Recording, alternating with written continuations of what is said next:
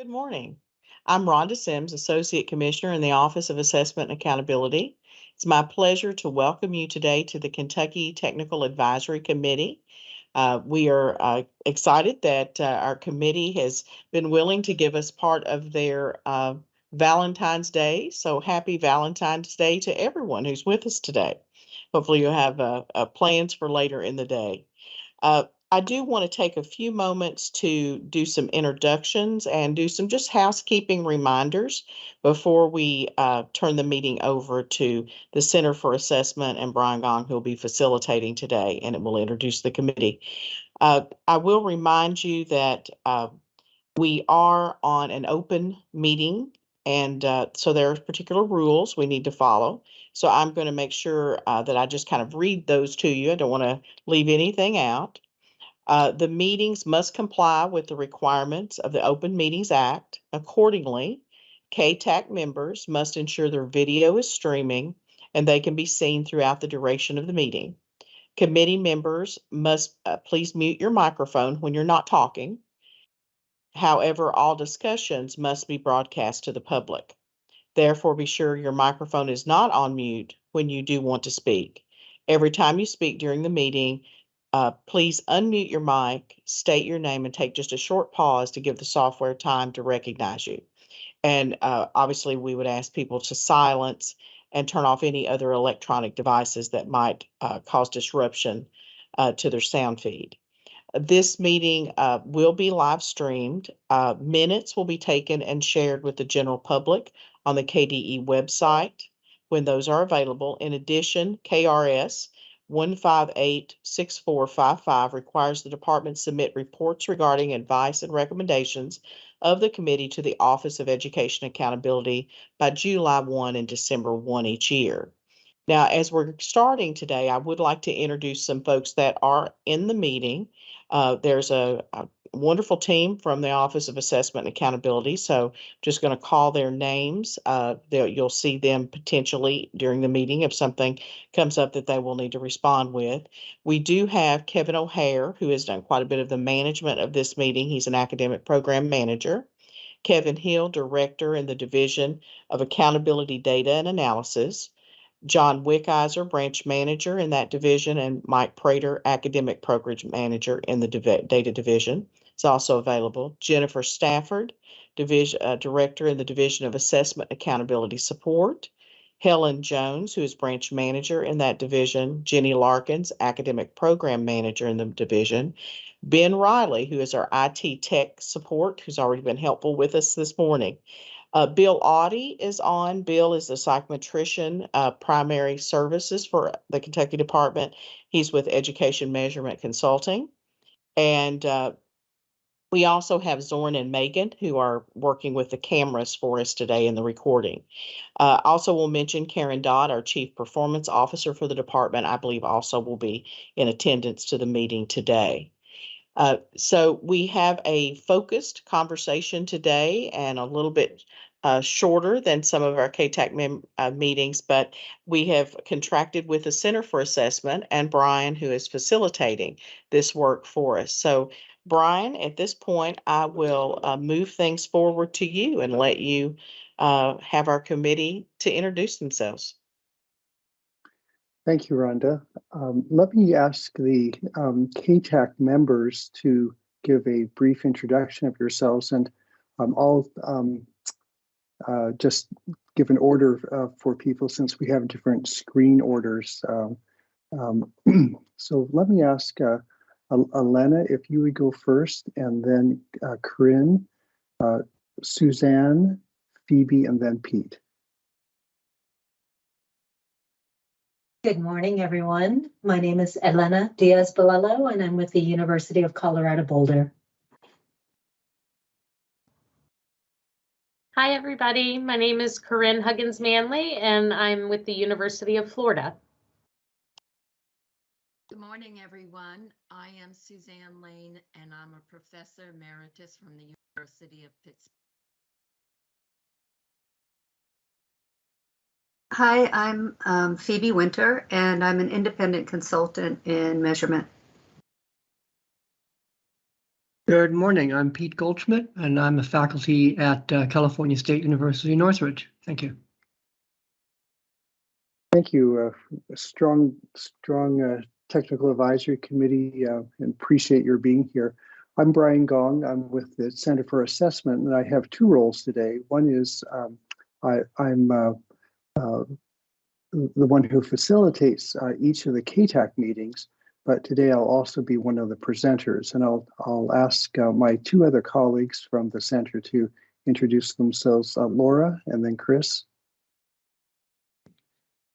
Good morning. My name is Laura Pensino. I'm an associate at the center.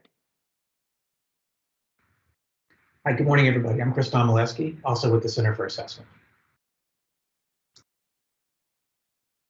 As Rhonda mentioned, we have a focused agenda today. It has one agenda item, but we've allowed until 1 o'clock. We may not need all that time to do it, but as you'll see, there are some parts that are complicated, and we would really like to get the tax advice on it. Before we do that, each of the KTAC members received the draft minutes from our last meeting, and those were the short public minutes. Does anyone have any suggested changes to them? If not, then we'll have a motion to approve. So moved. Second, Suzanne. Moved by Phoebe and seconded by Suzanne. If all in favor, if you could say yes. Yes. Yes. Okay, thank you. Kevin, if you could start the PowerPoint,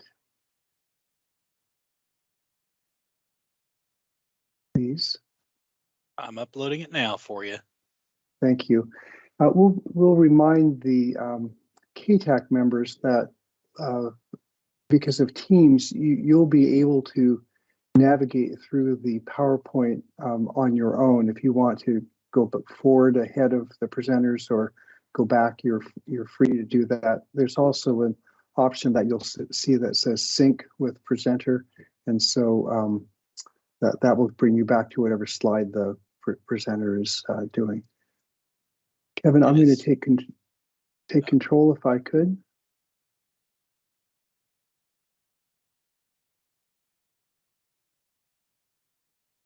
Okay. We've done the agenda.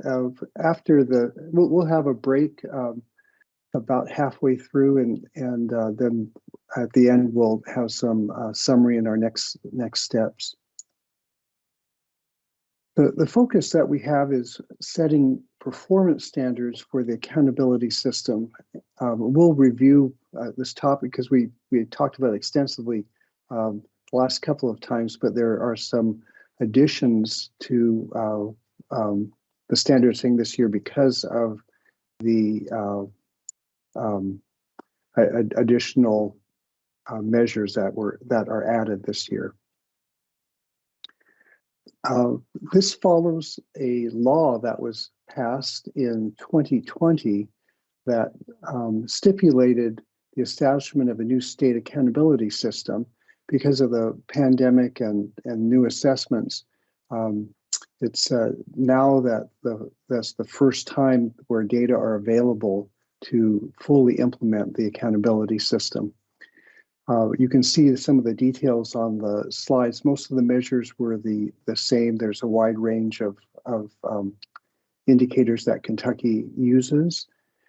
Perhaps the largest change, one that affects standard setting the most, is that the Senate Bill 158 eliminated student longitudinal growth in reading and math and requires use of status and change, where change is defined as is essentially a gain score between status. So it's the difference between status from the most recent year minus the year previous. It does require that each of the indicators be combined together to give an overall score, and then there are results that are reported for each of the indicators and overall. And that's done by grade level, elementary, middle, and high school. In addition, the law also, an additional law requires that the scores be recorded both as a scale score, where there's a scale score, but also as a corresponding percentile cut score for the cut scores, and that these proposed cut scores will be approved both by the Kentucky Department of Education in the commissioner and the local superintendent's advisory group, or LSAC. And the law says that those cut scores should remain in place for 6 years as long as they are differentiating school performance. These give the indicators in general. It doesn't show all of the post-secondary readiness indicators underneath. Graduation rate, Kentucky uses a combined 4-year and 5-year graduation rate, but those are the main buckets. And then the State Board of Education assigned weights to each of these indicators. And you may recall that those weights were used the last time that we talked about standard setting, because in status, then that became a weighted average. With the status and change, we're proposing that the weights be split largely 50-50, which is consistent with the intent of the law, except there are some variations that we'll talk about when we get to the standard setting.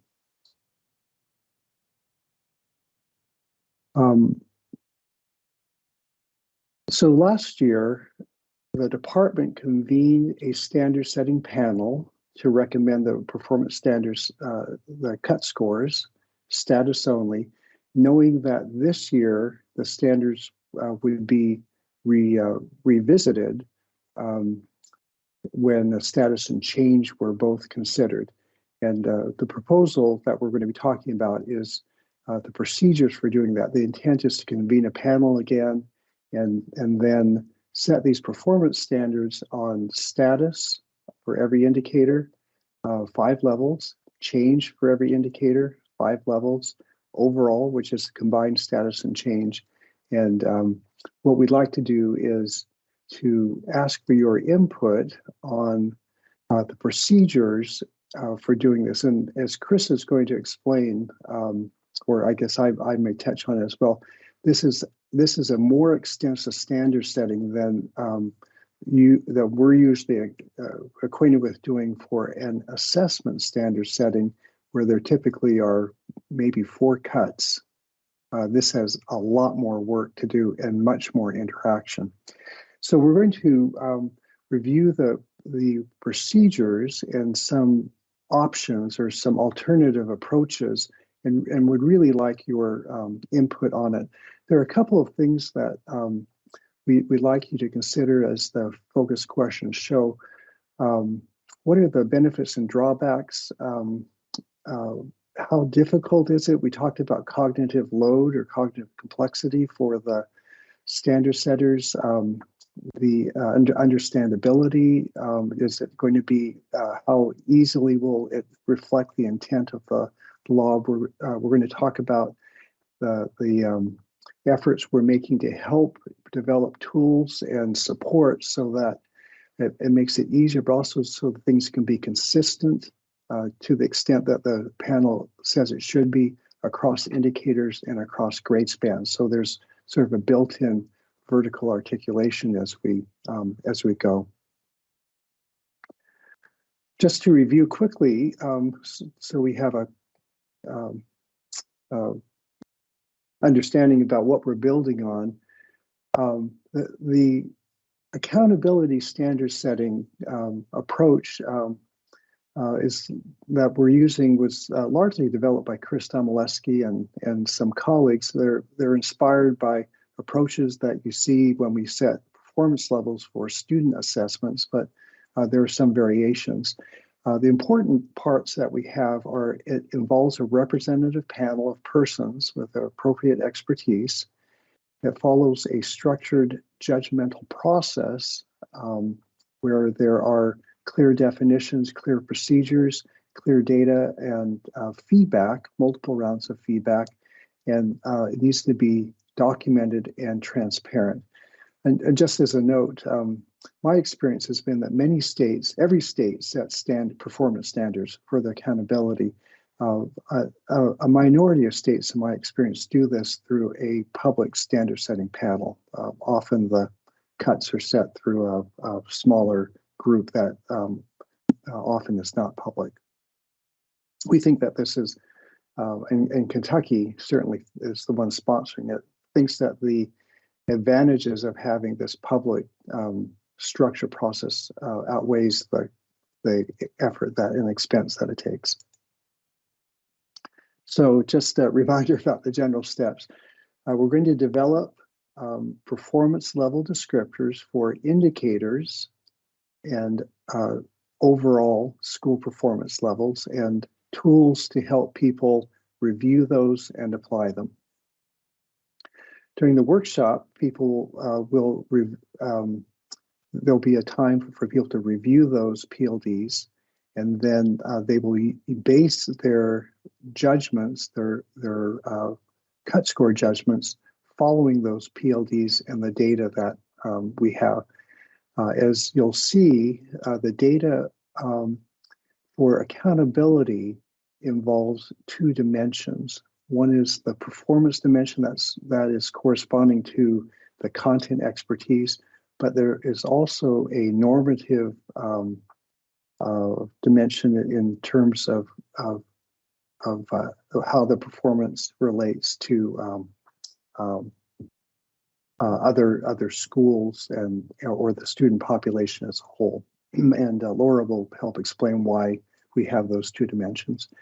Then there are 3 rounds for judgment, independent rating, followed by discussion, a second independent rating, followed by group discussion, and then an overall group adjustment where if someone says, now that we see things and we see how they're fitting together, or we see the overall pattern or other data, then they can propose, and if it's supported by 2/3 of the group, then adjustments can be made. Last year, this discussion was very helpful, round 3, and adjustments were made in a few cases, but people appreciated having that 3rd round where they could review things. That's for the indicators. Then the process is repeated for the overall school performance ratings, and then there's an outcome, an evaluation at the end, and documentation.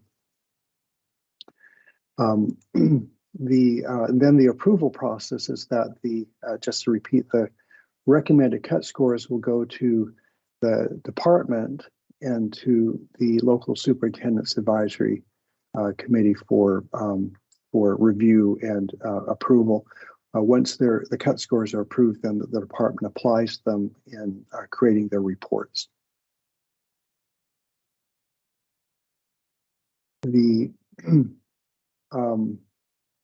This was the cut scores for the overall for status last year, and you can see the performance categories were colors, red, orange, yellow, green, and blue, and those are the cut scores between the different color categories, and they were customized for elementary, middle, and high school. So that was the process last year. What did we learn? One is that this is challenging. We learned that we needed more time in order to do this one, because this is more extensive than what happened last year. So last year, you can see the number of judgments that were needed. And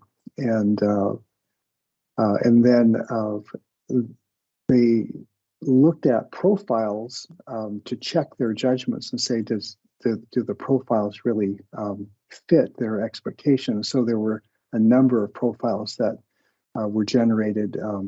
These are actual schools, and people looked at them. So there were a lot of judgments that were done last year. We also learned that the process worked well to get individual input and then also get consensus. It's very important to have the grounding for that consensus, things that people can refer to. And so these PLDs were essential, as well as the data that people were looking at. The process worked really well, we thought, and one of the things that we learned in terms of needing time is that we're proposing splitting the review of the PLDs and having a day and a half for that alone, and then having 2.5 days for the standard setting. So we're we're about doubling the time that we spend. In addition, for the panelists having more time, the local superintendent's advisory committee also requested more time to review the recommended cut scores. And I think the department is planning to have that time built in about a week, which is about the time that they have to review regulations and other major policy decisions. Okay, so in terms of we thought things went very well last year. We're hoping that the discussion we have today will help make it so that this coming year will go as well or better.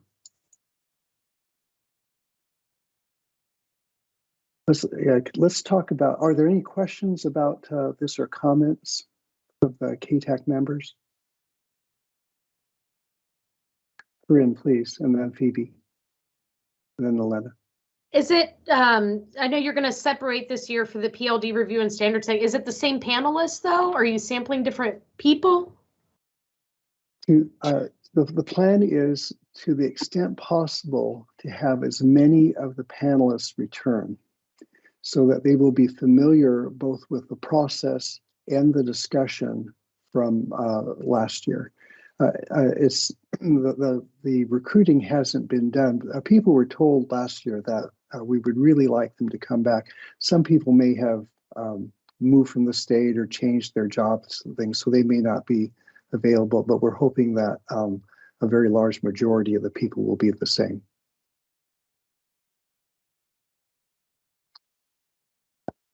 I think Phoebe, then Elena, and then Suzanne. Okay, I think I answered my first question, but I have a follow-up to Corinne's.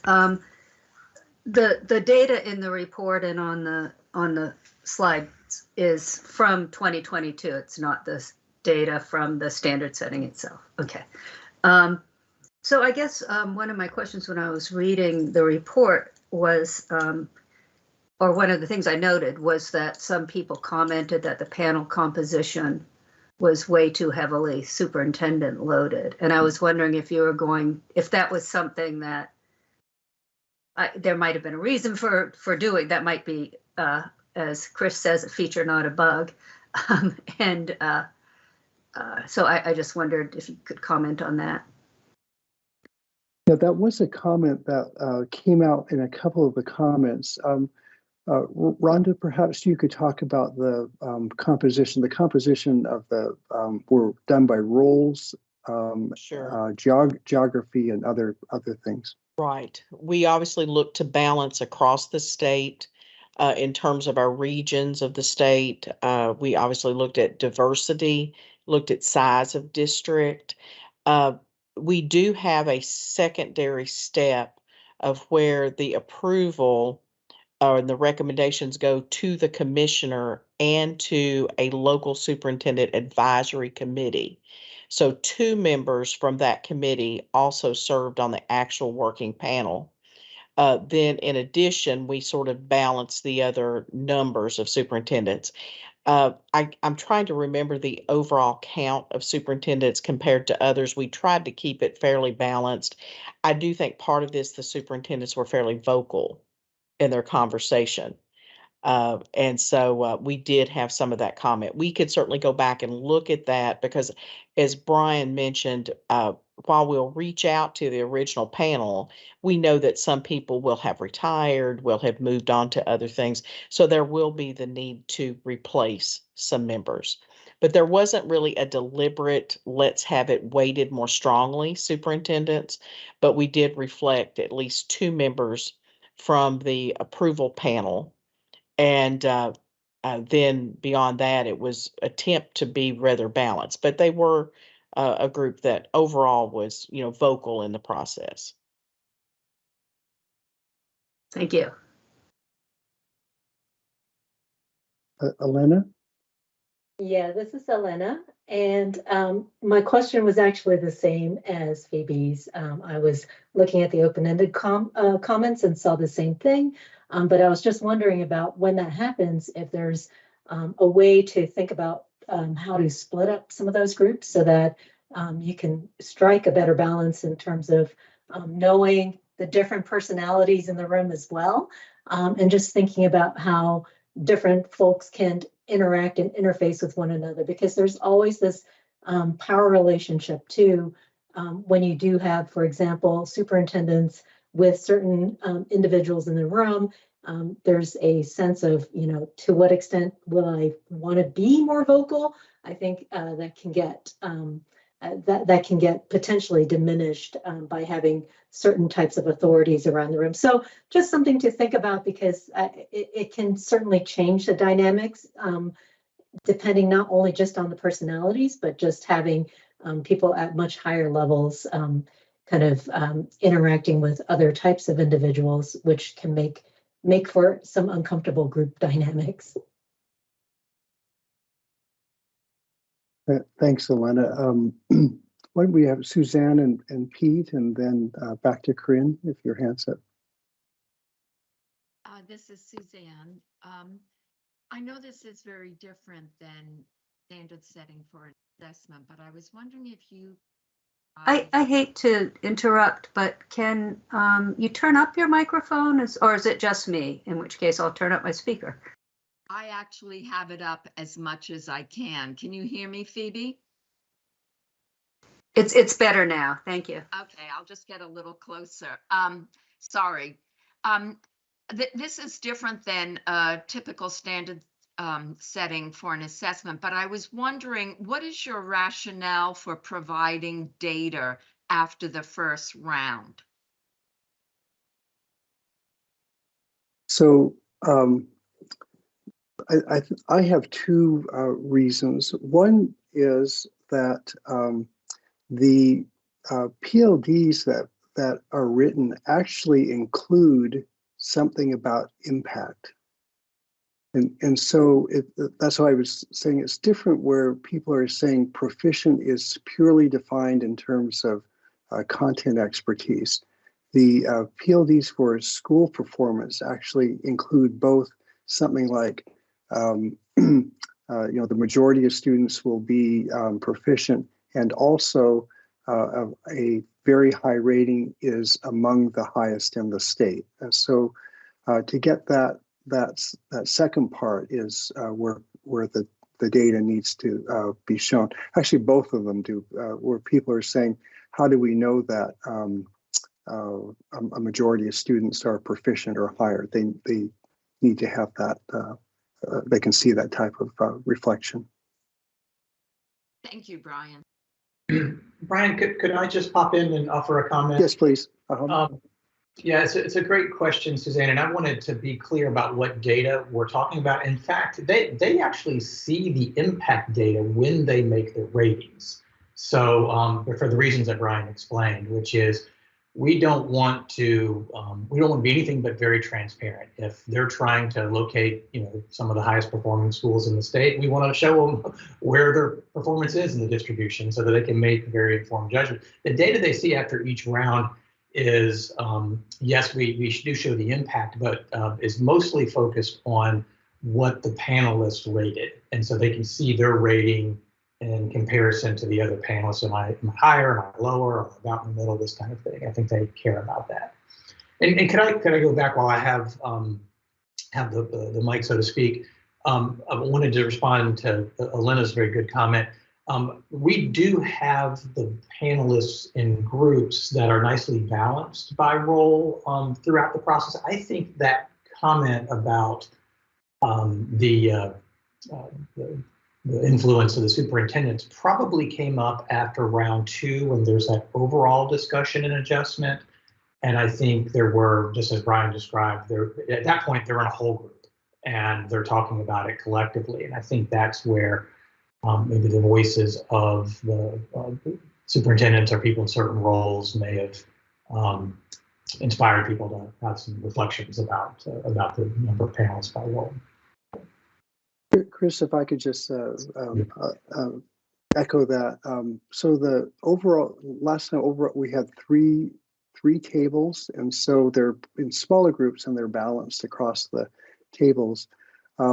There's a voice part, and then there's a voting part, so even people who may not speak up can vote the way that they wish. So, but I think that there was, as Rhonda said, the superintendents weren't shy about speaking up. I would say that there were many other people who I thought were equally as strong in being able to voice their views as well. Pete, and then Phoebe. Yeah, this is Pete. 2 questions. One is, I assume that the state is not going to unequivocally accept the recommendations as noted as review. Or are you planning to do some policy ranges to give to the panelists before they start, to set some reasonable boundaries so that no one is surprised if there's some movement to make things more palatable to the state? I guess we'll start with that first question. Actually, last year, the commissioner and the local superintendent's advisory council accepted the recommendations fully as they were. However, in your wisdom, Pete, this year we are going to both groups to get policy guidance overall, because we know that it's a healthier thing to know what the policymakers' sort of outside tolerances are for things. And a second minor point is you all explained to us the distribution of panelists and the geography and all of that. I'm curious, did anyone look to see the distribution of school performance of the panelists and whether that had with any relationship to how they scored things? I did not do that. That would be very interesting. We'll do that this year. Thanks. Phoebe? There we go. I had to look back down at my notes. This kind of relates a little to Pete's question, and that is that this is very different from a regular standard setting in that the people who are directly affected are also the majority of people on the panel. They're district and school personnel. So I was trying to think of how that potential outlook could be mitigated a little bit, and I hadn't come up with anything, but some idea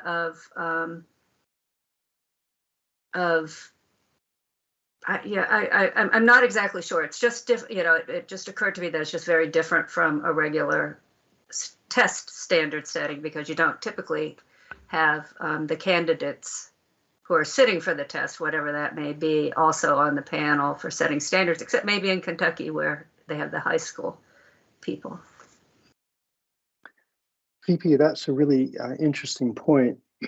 I think that this panel is, again, a little bit different than we often have with assessment standard setting, where the experts are being called because they know the content and student learning about the content. I think this is a little bit of that. It's about student. There's certainly a student performance part of it. I think is also is a combination policy panel, which they're being called on because they understand the policy of accountability as well. I don't know how it's possible to get expertise of people who know the policy and exclude the people who are being affected by it as well.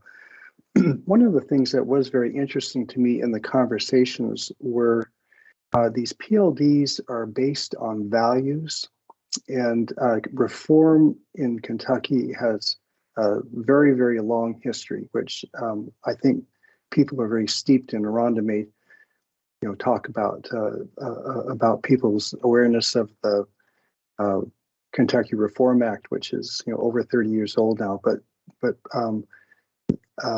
there's in my experience, people are very articulate about saying things about expectations, and they will be very open about is this are these high expectations? If you say this, are you if you say that 30% of the students can be novice and still have the school okay, people say that's not okay with us. That's we've never done that as a school. That's not what we do as a district. And so I think that the panelists have that expertise, and I think there's a range of people, and there are community people as well in it. But I think it's as you note, it is a different type of panel composition. We're hoping that that people will not game the system. There wasn't any sense of that last time, but I think it's always something to check. And I'm sure in your report, you indicating that as part of the report itself might be kind of useful. Okay. The kinds of discussions and the focus in on not where my school might be, but where reality should be, or where schools should be. Yeah, great point.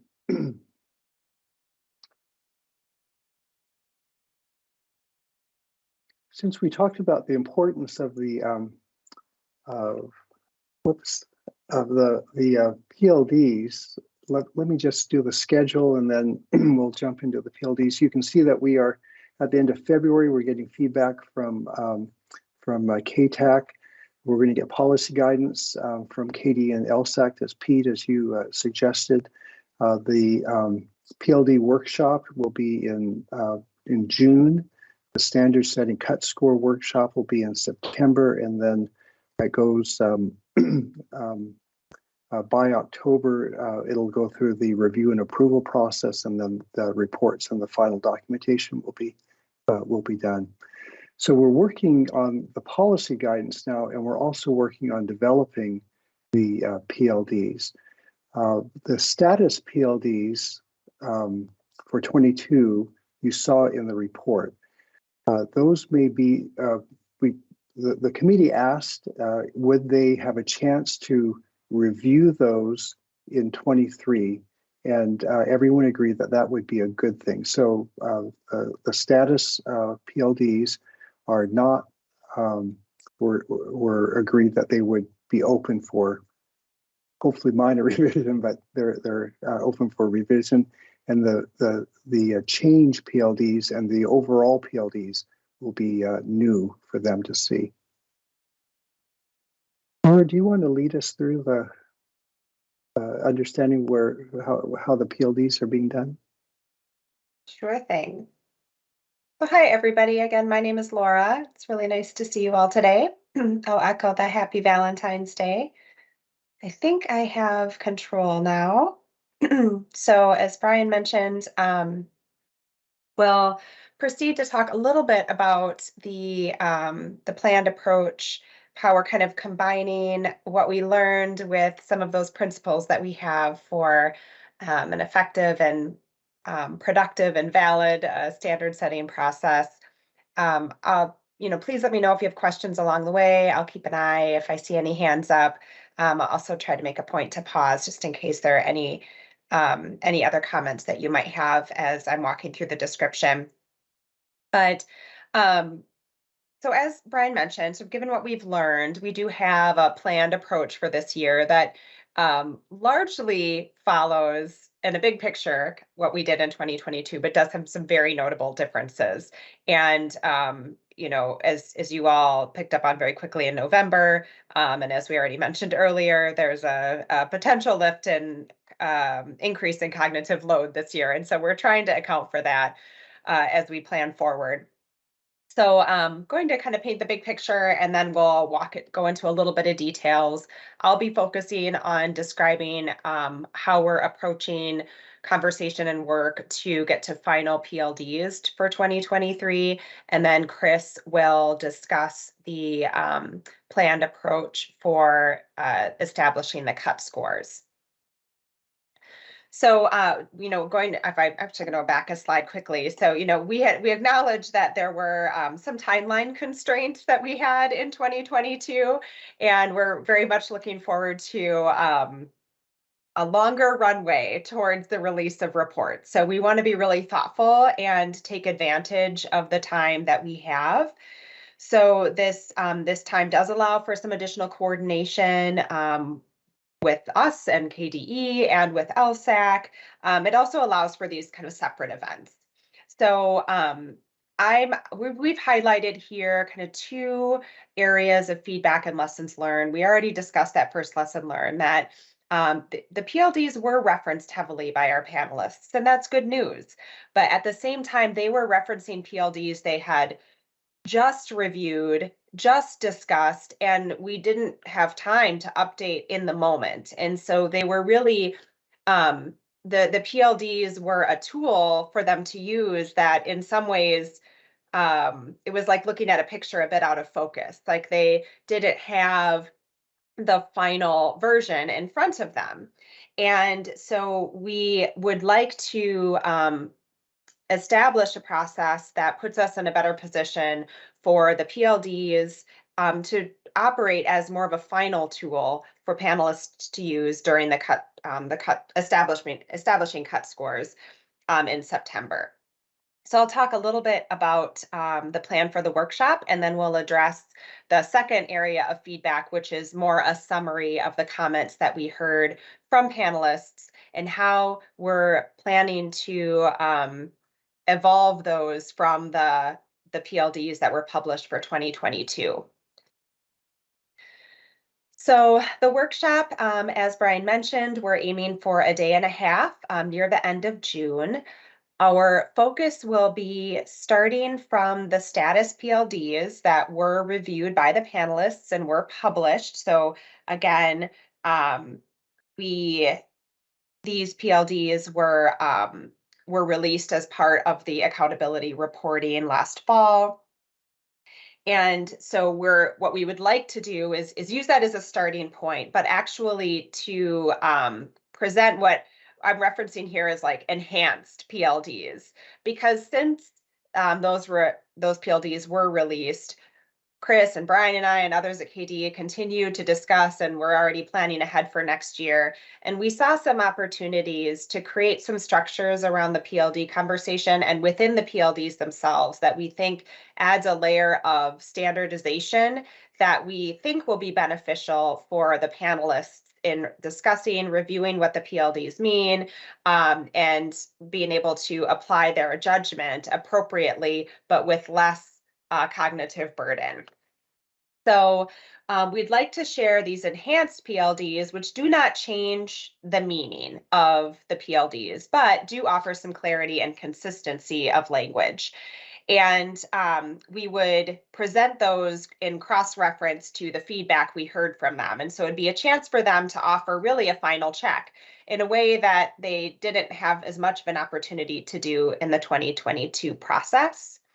So here, folks, are these enhanced PLDs that have these more consistent structures and use of language. Here's what we heard from you. How is this looking? And so we hope that there will be sort of minimal changes from that point, but we also see an opportunity where this structure could allow for changes to be applied across a swath of PLDs, as opposed to kind of feeling like people may get lost in language for a very specific PLD versus others. So their judgment can be applied more broadly. The idea would be that after we introduce the standard language, which I'll share with you all in just a moment, the panelists would review that language applied to each indicator by grade level. And so as a reminder, and as Brian showed you, we have the PLDs for elementary, middle, and high school for each indicator, as well as the school or overall PLDs. And they would have an opportunity to review. And as we did last year, we would encourage some individual review, small group discussion, and large group discussion in relation to the PLDs as we presented them, with opportunities for folks to offer suggestions, alternatives. And we haven't mapped out the exact timing, but I think there's an opportunity here actually to get to final PLDs by the end of the second day. The SPLD process would mirror the IPLDs, indicator PLDs. There's obviously a lot of similarity, and the school PLDs heavily reference indicator outcomes. So that's why we're approaching the indicators first. Are there any questions about kind of the flow of the workshop, or Chris or Brian, anything you would like to emphasize? Pete?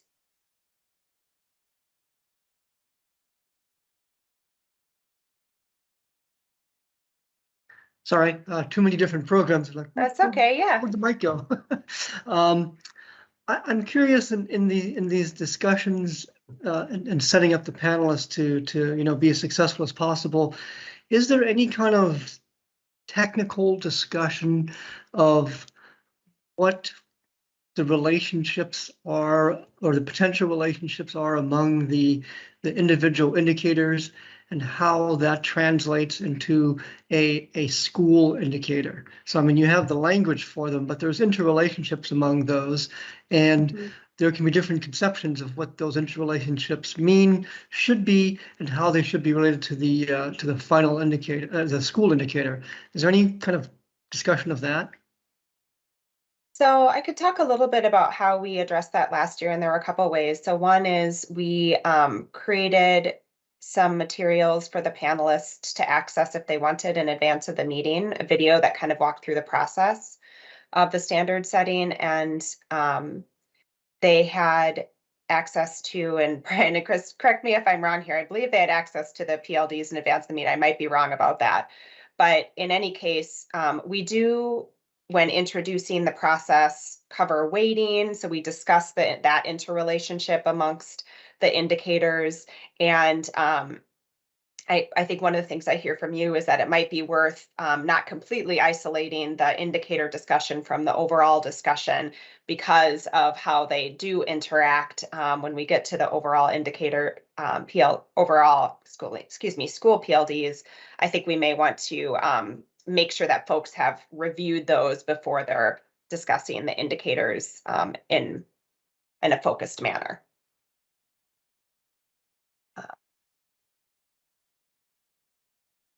Okay. Pete, if you could bring back this question, you'll see when Chris walks through it's sort of under the scaling and decision tables, if you looked ahead, and there you can very clearly see how the multiple indicators are coming together. But we're proposing that people do the PLDs, and maybe what you're going to suggest is that we maybe borrow some of the materials that, like the decision tables, in order to help people see them. But once you wait until you see what the proposal is for the combining of things into the overall scores, and then see whether that's what you're trying. We're sensitive to sometimes it's hard for people to understand when things get put together, what effect do they really have. Just the other thing that, you know, and I don't know if there's an answer to this, but subconsciously your perceptions of setting cut scores for an individual indicator may be related to its proposed weight or influence on the overall indicator. And so to the extent that there's that kind of interplay, and I don't know what the right answer is, but it certainly could have some effect if we think, oh, well, you know, graduation rate's only 5% or whatever the percent, right? It's higher than that. But you know, we're going to make that really stringent because it weighs so little. We're going to make the stringency very high, when in fact, in and of itself, perhaps that's unreasonable because it's inconsistent and not coherent with the levels that you're setting for the other indicators. And then so it wouldn't have internal consistency in some sense, not in the technical term. Thank you.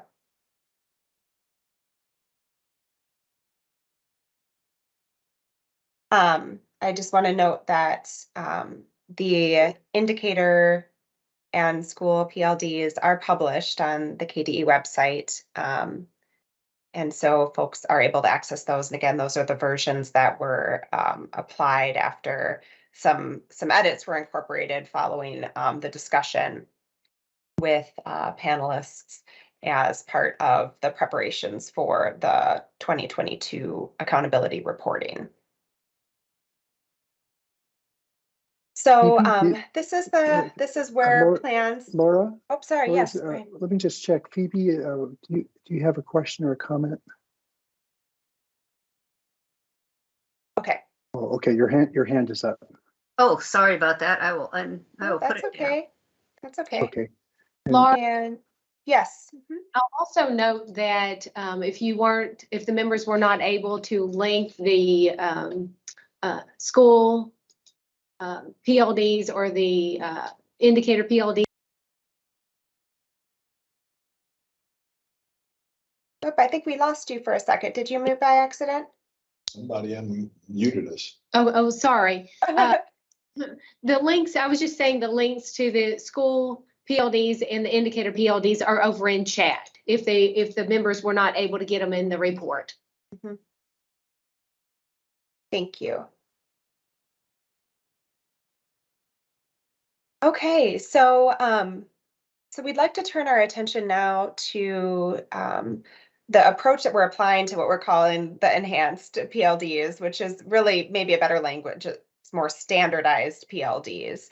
What we found when we revisited them as we were starting to think about the 2023 process was we kind of used different language throughout different PLDs to really describe a lot of similar things.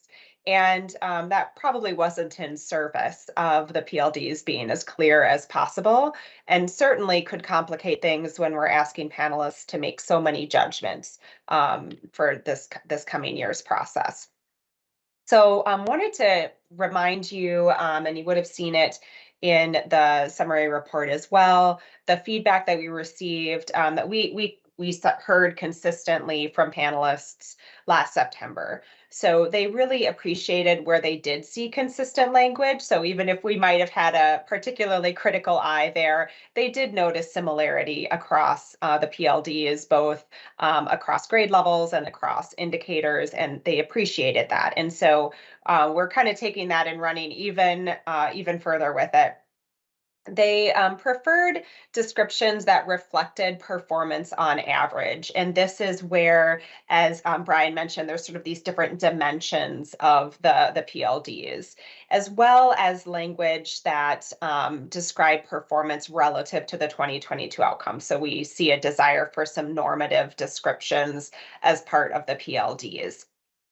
And then finally there were, and this I think was a carryover from some prior years, there were kind of reference to scores being the worst in the state or among the best in the state. And the panelists signaled that that wasn't language they felt was beneficial to understanding performance, and wanted it to be a little more agnostic in referencing outcomes relative to other schools in the state or the state score. So with that in mind, we sort of challenged ourselves to say, how can we employ consistent language more consistently throughout the indicator and school PLDs. And so here is here's the language that we've used. We essentially gave ourselves a list of terms or phrases that we would employ throughout each PLD. So when referencing that normative language is referencing the school score to the state score in 2022. That's the reference point.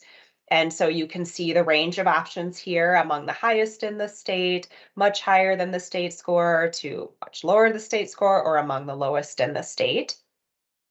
So if we go to the example, beneath the boxes here, this rating is assigned for elementary school scores that were higher than the state score in 2022. So that's one way that that could be employed.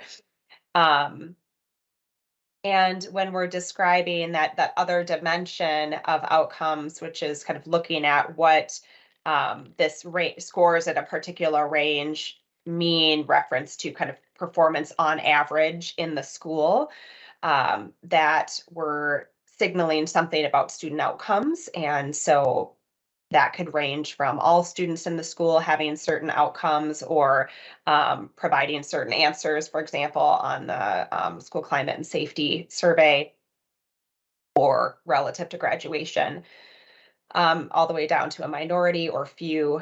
And yes, it's possible to kind of say, maybe some of these words are more similar than you think, but we tried to at least be consistent in how we employed them. So as we kind of carry forward the descriptions of outcomes on average, with that example below, we're saying that this given rating of high for English language progress indicates that on average, almost all English learners demonstrated individual progress towards English proficiency of at least 1/2 level over the past year. So that final piece of each indicator is obviously unique to what the measure is, whether it's proficiency or performance in certain outcomes on certain performance levels on the assessment, demonstrating progress as the English language progress measure is, graduating within a certain amount of time, for example. Corinne, I see your hand up. Hi, thanks, Corinne from UF. I'm sorry if you said this somewhere, but I think you said that these should last about 6 years. Is the plan to always use 2022, or is the plan to, because I noticed at the bottom of this example, it says over the past year. So is the plan to kind of constantly reference the previous year? And were panelists or people, well, I think mostly panelists, kind of aware that, I mean, they're norm reference. So it's, you know, there's always, you know, you're referencing to a norm and the norm is changing. Right. But I'm just wondering, like, kind of what's the plan for what's the baseline? Does it change every year? So the 2022 is the reference point, and that is established in the law, I think, actually, because the language references wanting to know the percentile performance in that given year. And so that is the reference point. In the example that we have here, when we're describing student outcomes in the school, and because this is a little tricky because it is this is a progress measure, we are talking about student progress over the last year. But that is not to say, that's not comparing to that. So it's a little odd because last year happened to be 2022, and we happen to be, because we're adding change in conducting the standard setting in consecutive years. So you're a very reasonable question, but I hope my response is clear, which is, I'll just say it again, will continue to reference 2022, but it is possible that some of the student outcomes, and we're talking about things like change is just between the current year and the most recent year. And Phoebe, did I see your hand raised as well? Yes, I'm not sure if it's staying up. It's odd. Is it up now, or? It's not up now. Okay, so it seems to just turn off by itself. I'm sure it's user error. Yeah, one thing I think that would be helpful to me, because, and especially when you start looking at change for an indicator that reflects change, like this one, is to maybe say that we're higher than the state score in the baseline year, and then put 2022 or in the reference year, whatever, and then put that year in parentheses, because it got, I had the same question that Corinne had when I was reading them, so. Okay, thank you. I appreciate that. Any other comments or suggestions? Okay. All right. The last note that we have here that's important to make is that there are these different dimensions, and actually it's to our benefit that there's more than one dimension, because you'll see there are some instances in which we have to kind of lean on the fact that we would consider the PLDs conjunctive in nature. For example, if you one of the specific PLDs, it's reading and math at middle school. The medium and high ratings, the outcomes relative to the state score are very similar to one another, but the student outcomes would differ. And so we need to lean on where we can emphasize the differences when sometimes perhaps one of the dimensions are fairly close together in terms of their outcome relative to the state score, for example. Okay, so what I'd like, oh, yep, go ahead, Pete. Just a quick question on your conjunctive PLDs. Does that mean that I assume somebody will check after the fact to see that in fact schools actually demonstrate that conjunctiveness once it's been set as a check afterwards? Yes, we're looking at those. We're looking at the range of scores in that area relative to the state score, and then we're looking at what those range of scores mean relative to how that what that indicates about performance on average in the school. And it is possible, given different distributions of outcomes, that in some cases, for example, the middle school medium rating, that range of scores is similar to I'm not remembering the exact language, but it's we would describe it in the same way to relative to the state score as we do the high rating, but the outcomes at a student level do differ because of the difference in the actual range of scores. I should pull up that exact language so I could be more specific for you, because I'm not being as clear as I would like to be. So I have it here. Oh, no, actually, I said it the wrong way. I said it backwards. That's why it didn't sound right in my head. So both the medium and the high categories have a large majority of students whose results are in certain categories on average. But their score is different relative to the state score. Yes, that makes more sense. I did say it backwards. So I'll say it again to make sure you all hear it correctly, that the medium and high ratings both have a large majority of students who on average have scores in certain outcomes on the reading mathematics assessments, but the range of scores is still nonetheless different in relation to the state score. So we're leaning on that difference. So if someone says, well, how come these schools have different ratings when you describe performance on average the same? And we say, yes, performance on average is the same across these schools, but at the same time, it differs from the state 2022 score, the baseline score of 2022. Hey, Laura, can I pop in and make a comment? Yeah, here? please. Pete, let me take your question from another angle, which may have been what you were thinking about.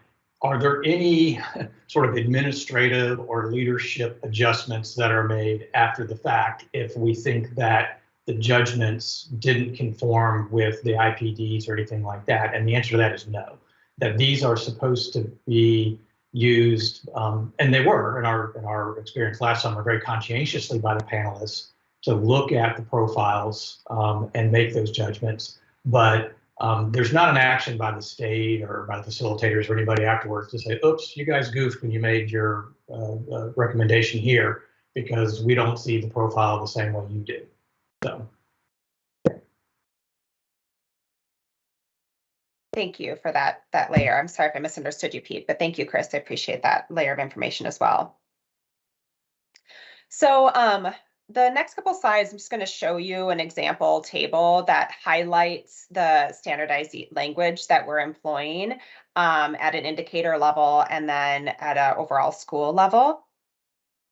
So here's an example IPLD table. This is carrying forward the prior example for English language progress. The level is elementary.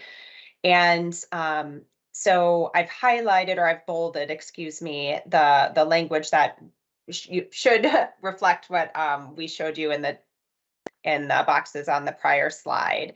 That a rating of very high for elementary schools scores are among the highest in the state relative to the baseline year, excuse me, of 2022. And it indicates that on average, all students demonstrated individual progress toward English language proficiency of at least 1/2 level. That a high rating is much higher than the baseline year score from 2022. It indicates that on average, almost all students demonstrated that individual progress of at least 1/2 level, and so on. And so you can see an example here of what language is being used and sort of how it's employed in the description. I should note that there are some confounding outcomes for applying some of this language as consistently as we would like. So this mostly has to do with the indicator, the distribution of outcomes for indicators. And so particularly, when we're looking at things like graduation, which skew very high. For example, with the graduation in particular, the state score is at the percentile is at the 25th percentile cut. And so I think you could suggest that performance is, another language, when we're referencing something in the bottom quartile, we would say that's kind of much lower than the state score. The state score is the 25th percentile. When we examine outcomes for P20 readiness, the state score and the 25th percentile cut are just a couple points apart. So these distributions are so dense. And we needed to kind of like lean on judgment there as we're applying this. And so that does just illustrate we can create structures with what language we're suggesting the panelists sort of adopt and apply consistently, but they're still going to need to use their judgment and kind of look at how these things balance out. And Pete? Yeah, I'm sorry. And maybe I'm splitting hairs between, and I'm focusing too specifically on what you're saying and what the slides, some of the previous slides say, and I just want to get it clear in my head. So the baseline is 2022. We've established it as a comparison to a baseline, but then you said it's the highest among the schools and for any of the indicators, the highest among the schools compared to the baseline. So does that mean that if everyone in 2023 is, simplify things, if everyone in 2023, if the whole state went down 50 points compared to the baseline, but the highest schools only went down 5 points, that makes them the highest? Or is it that your distribution is compared to 2022 and the fact that you were 5 points lower than the 2022 distribution means you actually fall into the low category? So it's the latter. We're looking relative to that 2022 distribution. So it's not the highest in the current year, it's the highest. It's not like a double baseline comparison in some sense. It's just straightforward where you fall in the 2022 distribution. Yeah, if it were 2022. Right, well, I mean, yeah, whatever the baseline. Yeah, exactly. Mm-hmm. Okay, sorry for. No, thank you for asking. These are really helpful questions because it helps us interrogate the language further. And we don't want to take for granted that anyone would understand those different dimensions. So I appreciate that.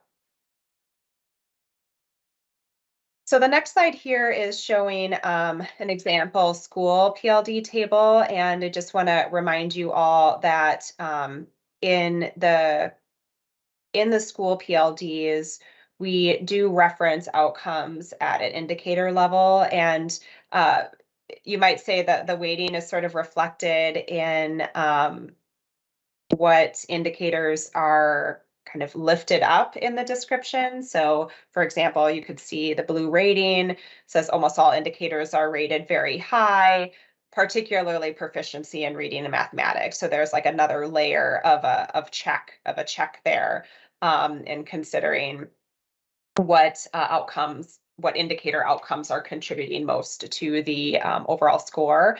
And then that normative language is the same as at the indicator level, that this overall score is among the highest in the state or much higher than the 2022 baseline state score. We'll work on that language.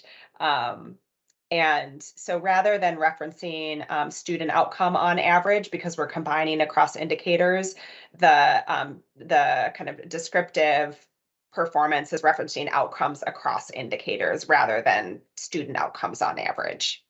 Suzanne? I commend all of you for all this work that you've done so far and thinking carefully about the language. Though I was wondering, have you shared this with or have done some focus groups with key stakeholders to see if they are interpreting the descriptors in the way that you intended? We have not done that yet. We have, I think, as part of some of the coordination with LSAC, but I think others would need to be included as well, and sort of having an opportunity to review and get their feedback here. I'd open it up to KDE to see if they had any comments there, but we're starting with you all as expert reviewers, and I think that'll be an important starting point because it'll certainly allow us to make some careful adjustments before we would share it with others.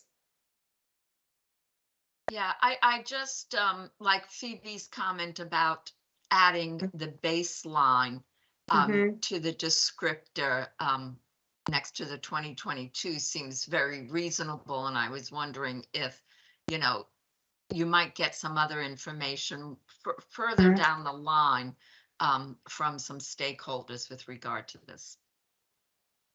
Absolutely. And I think actually the kind of structure we're trying to put in place here could be helpful even for gathering feedback, because part of the challenge is presenting the language and getting an understanding of interpretation with and somehow kind of dividing that. I almost said divorcing, which seems sad on Valentine's Day, but like dividing that from any kind of evaluation or reaction to that language being applied. So we don't want people making judgments or having reactions to what it kind of, we want the interpretation more than like meaning, if that makes sense, if I could draw that distinction. And Phoebe, I see your hand. I'm sorry. Yeah, I think the hardest thing, and I might have missed some nuances when I was kind of trying to check back on the report and the discussion back and forth. But the hardest thing for me, anyway, may be the concordance between the normative language and the average performance language. Like it seems like, again, without thinking, trying to read, think, and listen at the same time, so I may have missed something, that, there's a possibility that something, well, when you talked about the 25th percentile, for example, but to do it at the what if the state scores at the 75th percentile, then, well, that would be the opposite. But anyway, we have to think it through. I just can't do it live. But, that there may be a time when among the highest in the state is almost all demonstrated individual progress. So, or maybe not in 2023. I don't know. I'd have to really see something side by side. But making sure that your audience understands how that concurrence works and why it can't be reversed or can't be wrong would probably be a good thing. Although, again, I was trying to multitask, which we all know is something that people cannot do. So, Hey, Laura and colleagues, can I share a thought Yes, as please. part of this discussion? Yeah, some of the philosophy or the principle behind this is that by investing in the IPLDs and the SPLDs, that we want the panelists to get sort of an archetypical school in their mind. And so to carry over from student assessment standard setting, we put together a PLD and we say, imagine a student that knows and can do these things. And, you think about the threshold performance as you go through the test. And it'll almost always be the case, just like with an assessment standard setting, where you might encounter an item, a student may score in level 3 on the test, but miss an item, we think, oh my goodness, I would expect a student at level 2 to get that item right. So there'll always be sort of deviations from that pattern, but we want to help the panelists focus their idea about what kind of profile of a school qualifies for blue, green, yellow, and so forth, and use their judgment. And again, the tax questions are so very good, and they really mirrored a lot of conversations we're having in the background. We want to try to thread a careful needle here, because on the one hand, we could get really detailed, specific, and enforce those, so much so that you may say, you don't need a standard setting. We could just write code to do this. And but we want to make it pliable to their judgment, but not so general that the panelists go and say, oh, it's just anything goes. I can call a school green for whatever reasons I want to call it green. So anyway, it's a difficult needle to thread, and your advice is helping us to do that a little bit. But that's a lot of just wanted to frame it a little bit, some of the thinking that goes behind the investments we're making in this language. Thank you, Chris. As always, offering great clarity. I also think, Pete, I'm reflecting back on some of your questions about sort of how the indicators relate to one another. I think in examining the PLD language and considering those different dimensions, I hope that actually also furthers understanding of the outcomes. So because where we can, we'll be sharing outcome data to help folks situate their understanding of performance relative to the 2022 state score, that baseline year, as well as the descriptive information about what a particular range of scores sort of covers about student performance on average or indicator outcomes for the school. But it is important to understand that in some cases the distributions are different. And so as Brian alluded to, we need to discuss that further, and we need to consider that as we step into the establishment of cut scores because of the relationships across these indicators and how they're impacting things, and adding in this layer of change as well. But I'll just lean back on Chris's point. All of that said, we can't venture from the path too far because of one tiny trail that we see that deviates from the kind of archetype, as Chris said, that we're trying to set out. And we hope that helps people both apply that language and understand that and agree, we'll see that language can be applied across indicators and across grade levels and across IPLDs and SPLDs, as well as carry what they learn about outcomes for those indicators into the cut score setting process as well. Oh, I know that the distribution of outcomes for graduation are very high. And so, but I also know how we're describing outcomes for graduation relative to that distribution. So I think that layer of learning should hopefully lend itself well to the conversations that will happen separately. And that might queue us up well to transition to that proposed approach for September. But I want to pause first and see if there's any other questions. Phoebe, your hand is still up, so I'll just wave at you. I'm not trying to upset you. You can just, no, there it's gone. Okay. Any other questions or comments on what we've discussed so far around standardizing the PLD language. And Chris and Brian, if you have anything else you would add.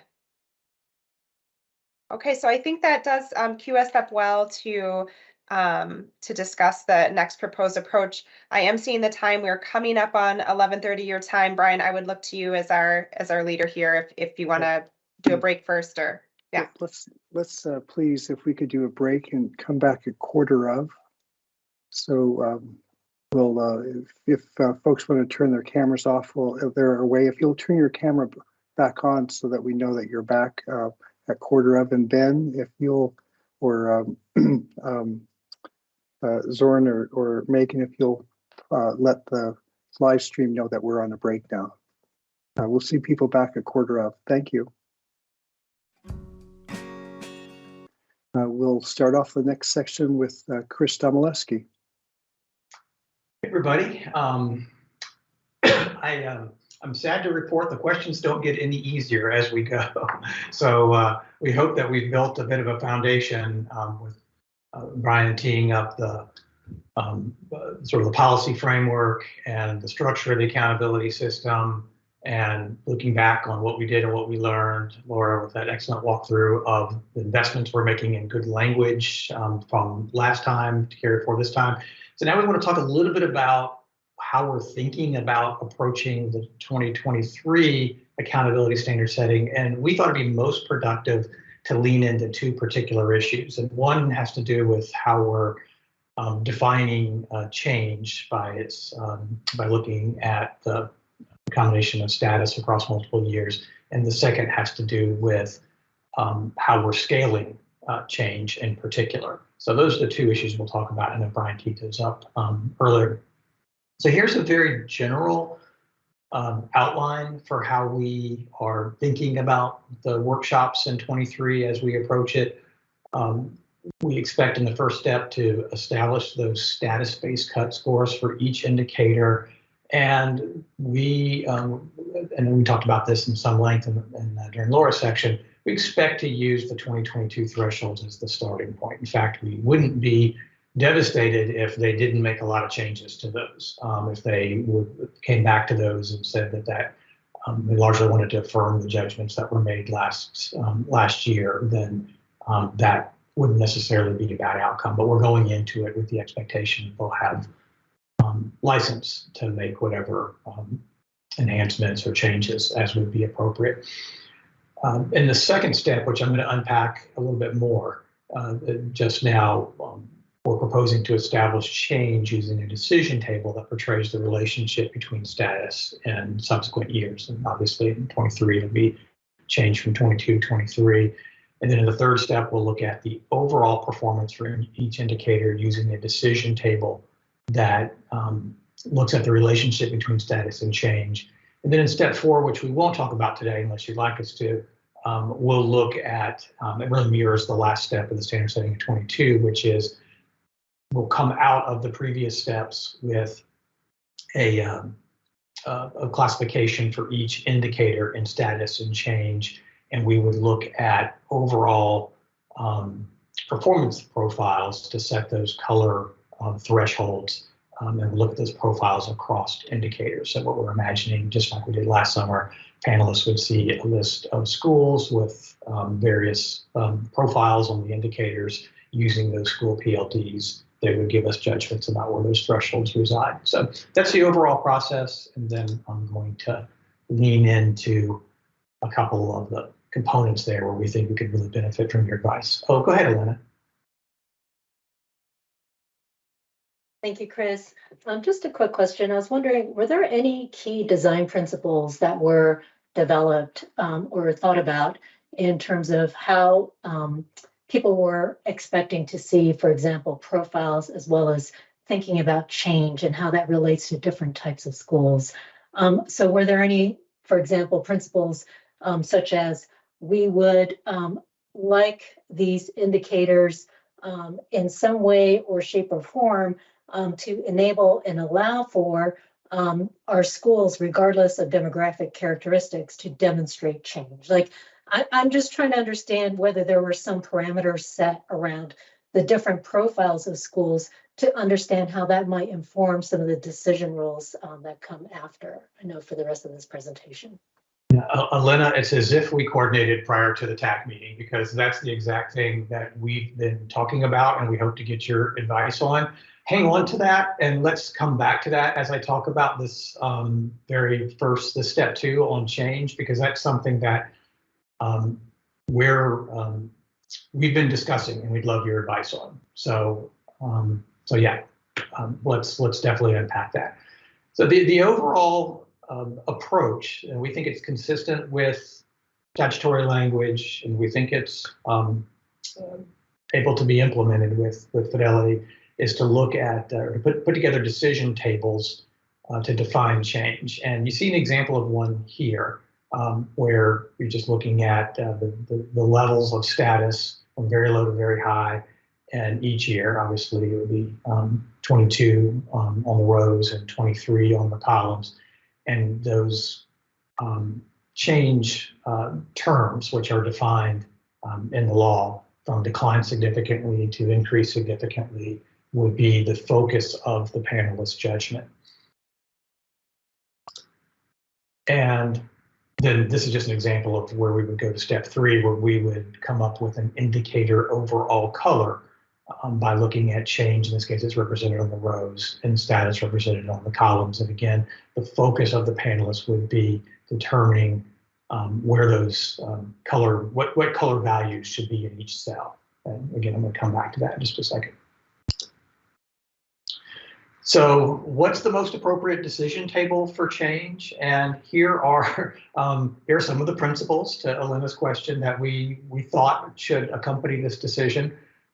It should be sensitive to detect meaningful change and to be very straightforward with the TAC. One of the problems we're trying to solve for is that most schools won't transition from one level to the next. We've looked at some legacy data and we see that it's most common for schools to stay within a category from one year to the next.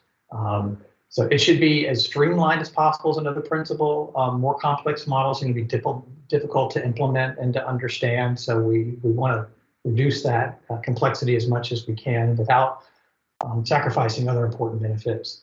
And we want it to be able to reflect policy values. An example of that, and again, I really think this harkens back to what Elena was inviting us to think about, is we want to make sure we can show progress for lower performing schools. And if the tables aren't set up to detect that progress, are we failing to represent a policy value?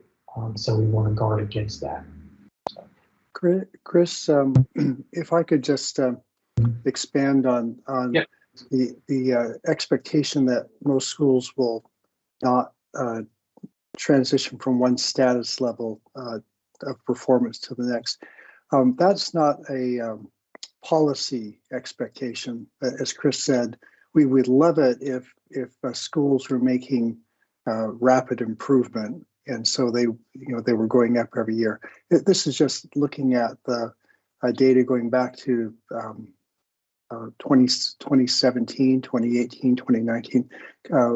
Just as an example, Kentucky's overall statewide performance on reading and math has been largely flat, which means that on average, there hasn't been much change. And of course, individual schools will move, but if the statewide average is not going up, then the amount of change by these status levels won't be very high.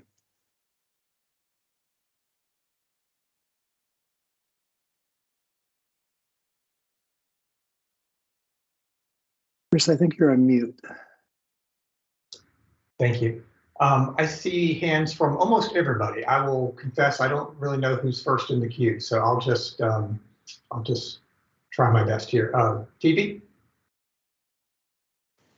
Okay, thanks. And I think this also might address part of Elena's question in terms. So I guess I've got a couple of questions here. So I'll just keep going and then I'll cut off like on a radio show. I think one thing to consider when you're talking about decision tables are, as you say, those policy values. There might be types of change that are more valued than others. So for example, movement within low might be valued less or more than movement within very low.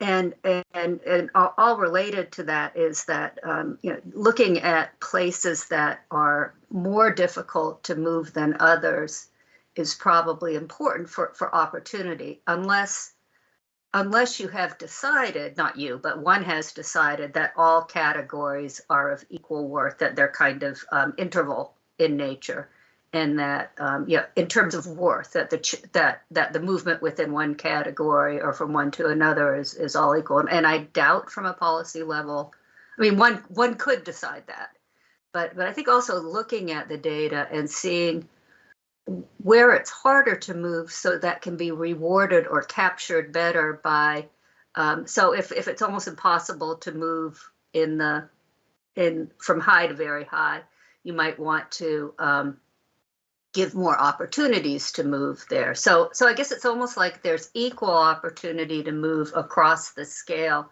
and not being tied to the name of the category so much as, and also, of course, even if it wouldn't just be totally normative, there would be some descriptive information about why, for example, there are 3 categories in medium and 2 categories in low, and you could say the band is wider and that the difference between student or whatever we're trying to measure from the bottom of the band to the top of the band is greater from a qualitative perspective than in the next highest band. So, it makes it more complex, but more understandable at the same time somehow, to me.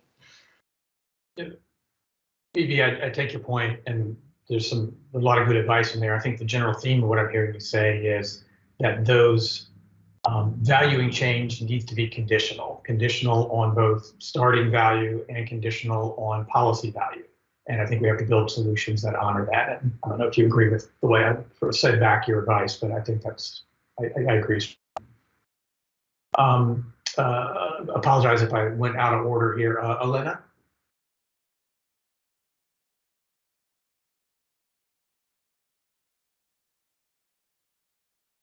You might be on Elena, you're mute. muted. Sorry, I was going to actually let Suzanne go before me because she had actually raised her hand. No, you don't want to go? Okay, all right. I think going back to Phoebe's really good point. This is an area where perhaps some of the kind of transitional matrices may also be helpful, just to get a sense of what is the probability of moving from one category to another. I just invoked the term design principles, for lack of a better word, but really just trying to understand, like, what are some of the guiding values that really can help situate and frame some of the policy values that get captured in these tables.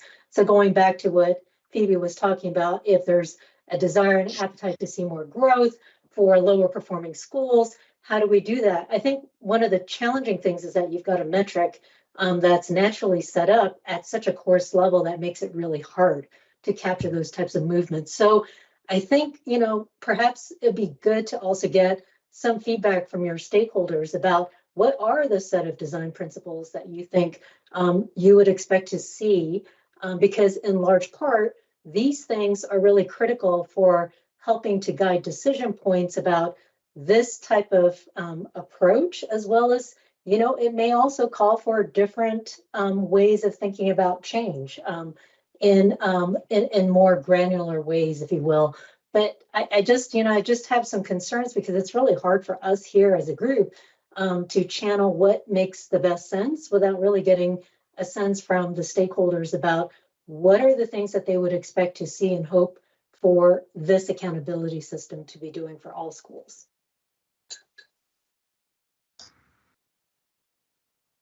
Yeah, I appreciate that very much, Elena. And I guess one of the responses I have for that is, and doesn't necessarily need a reply from anybody, but I just want to think out loud, is where and how we build that into the process. So yes, I love your term design principles, and I think that fits nicely with what Phoebe was advising us to think about. I think in our judgment, We need to do that in advance, working with groups like this TAC, with KDE, and with the LSAC, so that we can come into the meeting this summer with a process that is well designed to honor those design principles and those policy priorities. And that's super important. I mean, just to be very blunt in the way I'm describing it, it's going to be a problem if we come to the workshop and the panelists say, we can't, we don't feel like we have the tools to represent the values that we want to see in the accountability system. Like the decision tables just aren't working for us. So those investments have to be made early, and we have to be very clear about why we picked some approaches versus others. Yeah, this goes back to an earlier point that I believe Pete shared, which is this notion of, you know, who are the folks represented around the table and what schools do they come from? Because I can guarantee you, if you got someone from, say, a turnaround school or who have gone through that process, they will very much drive for and appreciate the value of being able to demonstrate growth. And so that they can actually say that, yes, we have changed. It's just that the way your accountability system is structured, it's not going to be sensitive to the type of changes that we are making. And so that's problematic. So I think it's really important to also think about, you know, what type of schools are represented around the mix of folks who are discussing some of these design principles, because I think there's always going to be a clash between those in high performing schools versus those from lower performing schools. That's a good point. Thanks, Elena. Suzanne? My comments are similar to what's already been said, so I'll be brief. I mean, I think what you really need to do is think about what is valued here and where on this scale, because this is coarse, as what's already been said. But when we look at like the 2 slides back, the illustrative decision table, and I don't know if you plan on using those labels, decrease significant, increase significant. They really don't reflect any gradation whatsoever when you have the same label across the different cells. So whatever you can do to think hard about what is the important and valued increases and decreases, etc., and then make that reflective within the materials that you're going to communicate out. Yes, that's well said. Thank you, Suzanne. And in fact, in subsequent slides, we'll illustrate a few ways we've thought about it. So yeah, we hope we can unpack that a little bit more. So that's helpful. Corinne? Yeah, I agree with others. So it's just a little more food for thought. A couple things have come up in my state that have been really interesting recently, and one is that there's kind of 2 ways of looking at change now, because they're measuring longitudinally, which I believe you said you all are getting away with, right? That was at the beginning of a policy to look at, right? As the psychometricians, we understand that if you give the same content specified test 3 times a year, you expect in that first administration that people aren't going to do well, right? And then they're growing as they go. But the way it was reported out resulted in a really big flip out from teachers and all. Oh my God, look how many students are deemed inadequate. And inadequate was the word used, right? So I second that you really want to think about, however this is reported out to schools, dashboards. I'm not sure in Kentucky how it is. Providing links to words like change that can mean so many different things, right? And I know it makes a lot of the words a lot longer, and that's why I say links, right? Where they can claim, okay, change means this. But I also think what could have helped a lot in our state was establishing somewhere for people, what are the expectations? So when teachers and schools were so concerned on that administration, or the results of it, it would have helped them to know that it was actually the expectation that most students would be in our. So I think one thing I'm hearing from you is you have an expectation that they aren't going to show year-to-year change. It maybe, but maybe there's an expectation that they would show changes over the course of the 6 years that you're using this baseline. Or I don't think you should give people too much because you don't know what you fully expect, but I think it helps people to know what's expected. The second thing that's come up in another discussion, not in Kentucky, was there's some districts that are doing substantial rezoning for equity, which is kind of a nationwide thing where there's pockets of districts and states doing that. And what happens then is like your bullet says, we don't expect schools to transition. Well, all of a sudden, they see a lot of transition. They're serving a very different set of students and all. So I didn't know if Kentucky is one of the states or if there's districts that are moving toward this, that you know if there's any other policies coming your way for substantial rezoning that tends to result in really bouncy statistics going up 3 levels and down 4 levels and things like that. And you just might want to prepare for that if there's any of that. Thanks. Really good advice. I appreciate that. And sort of saying back a couple of things I heard. We don't know. You're right. We don't know what any influences could do with the kinds of sensitivity to change that we might observe. So the only thing that we've been able to do to prepare is to look at legacy data that may not hold up. Totally agree that words matter. In many cases, we're constrained by legislation because the words and to some degree the methods are described in the statute, which is why we're really trying to put as much effort as we can into operationalizing it with clarity through the IPLDs and SPLDs and all the resources the department's putting out to communicate well. And I know that that language matters a lot. I think Phoebe's probably trying to get back in, and Pete, and then I really want to see if I can move ahead a few slides, because I think some of the things that have already come up, we might find informed by some of the things that we want to share with you still. Phoebe, did you have another comment or question? No, my hand raising tool is just not working correctly. I'm sorry. I'll raise my real hand if I have a. However you want to do it. I'm happy always to hear from you, Phoebe. Pete? Maybe Phoebe, your hand is exercising and you're just,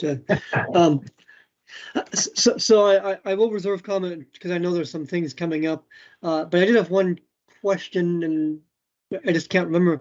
Is the state assessment, is that on a vertical scale? I see Brian shaking his head no. I don't know. So if somebody who knows more can confirm.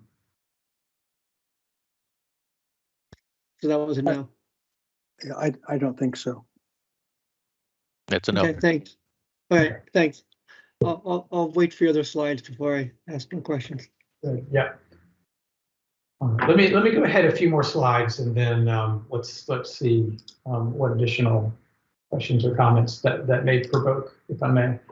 So I sort of regret using the word option here for these slides. So better probably say illustration or example, because really what I want to get from this conversation is the kind of stuff that's already come out, which is we love the tax guidance about principles or characteristics that might accompany thoughtful implementation, but we thought we would be able to clarify and help elicit some of that if we came up with some illustrations that I call options here. So the first option is exactly what you saw before, which is, imagine a very streamlined table. And remember, we're called upon to measure change. Looking at the language over here on the screen, school performance in the most recent year minus school performance on the same indicator from the previous year. So you would imagine one of these decision tables for each indicator where the task of the panelist is to determine what goes in each of those cells. We could seed it with something like this, or we could just give them a blank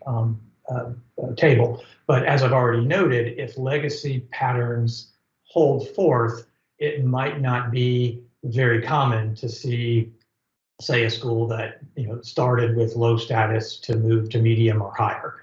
And as you'll see in subsequent tables, there are ways we could create something a little bit more sensitive here. But that's one option or illustration. And we could go much more granular and create a lot more categories. So here's another illustration where we just take each category and create multiple subcategories. So this follows what many of you know or may think of as value tables or transition tables. And there's virtually no limit to how many categories you can create here, except for the ability of the indicator to differentiate, and importantly, the ability of us to operationalize it in the workshop and for stakeholders to understand it without too much burden.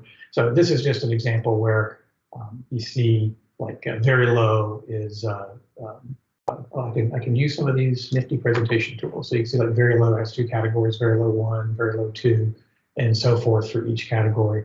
And it obviously substantially increases the number of judgments that have to be made. Again, this has to be done for every indicator in multiple rounds. So it's there's a lot going on here. Then we could imagine that we could split the difference and say, and this is an example of the kinds of things I think Elena, Phoebe, and others were inviting us to think about. Well, sensitivity is most important for schools that are lower performing, could be a guiding principle. And so let's create multiple categories at the very low and low so that we do have more of an ability to differentiate change, but keep things as they are for medium, high, and very high. And you could imagine that the panelists could determine as a policy choice that if you're high or very high in year 2, that change is less of an influence, or there would be a proclivity towards giving more favorable values. So, an interesting question could be, what do you do with a school? And again, this is the purpose of the panels in the first place. But, what do you do with a school that starts out as very high and goes to high? Do you say that that's decline? Is that significant decline? Do you call that maintain? It's not technically maintained. They haven't increased or significantly increased. So you can see we need to operationalize these things. They may say as a policy value, that's that might be a condition that's not as worrisome as some other conditions, but it needs to be discussed and determined. So, but anyway, I'm going off into some tangents here. But we just wanted to illustrate what some ways that we could approach this and some pros and cons of that. And I'm actually going to pause there before I get into scaling and see if any TAC members have any comments about these options or illustrations that we've put together. And again, you may be thinking, oh, I can think of options you didn't present. And you're right, there's probably scores of ways we can represent this, but we'd love to get your thoughts about just guidelines or characteristics that would accompany a thoughtful implementation here. Phoebe? Yeah, this may not be for this moment. I'm not sure where it fits, but I want to get it out while it's in my head. And that is it possible to use the actual points rather than the categories? And that may be an option that we're not talking about, so that's cool. Yes, and some of the conversation we're going to have in the next section about scaling will help us to think about that, but that comes with its own challenges. And I say yes, faltering a little bit, because I think that's consistent with statutory guidance. Pete? Yeah, I would just, I know you're going to go into more detail based on kind of this assumption of how you consider change to be, how you incorporate change into the accountability system. And I would recommend to go back to the actual statute and see what kind of flexibility you have around that. And just by way of example, when I went to New Mexico, they had established before I got there, it said that change was going to be a change in performance levels. And as we know, that's far too, those are far too broad categories, and schools aren't moving across performance levels. And so I argued that every scale score was a performance level. It's just that they're not all named, and moved forward from there. So I stayed true to the law, but massaged it ever so slightly. And I think you're kind of boxed in by, you can make a table with 500 columns and rows, but you're essentially doing the same thing. And then, as you said, does that differentiate? The question is, are there other potential options that is based on change, but interpreted differently to be incorporated in the accountability system. And I think a wholesale rethinking of it might provide you some better options than going down this path. Or different options. I don't know about better, but different. Yeah, thanks, Pete. Yeah, and it sounds like your comment must be inspired by our worry that we're not going to get the kinds of differentiation that we would need to with these decision tables. Two worries. That's one, and two, the two other worries. One that Phoebe's already mentioned, this relation, and you mentioned that growth is not unconditional in terms of status, and so that's problematic. And I just forgot the second one. Sorry.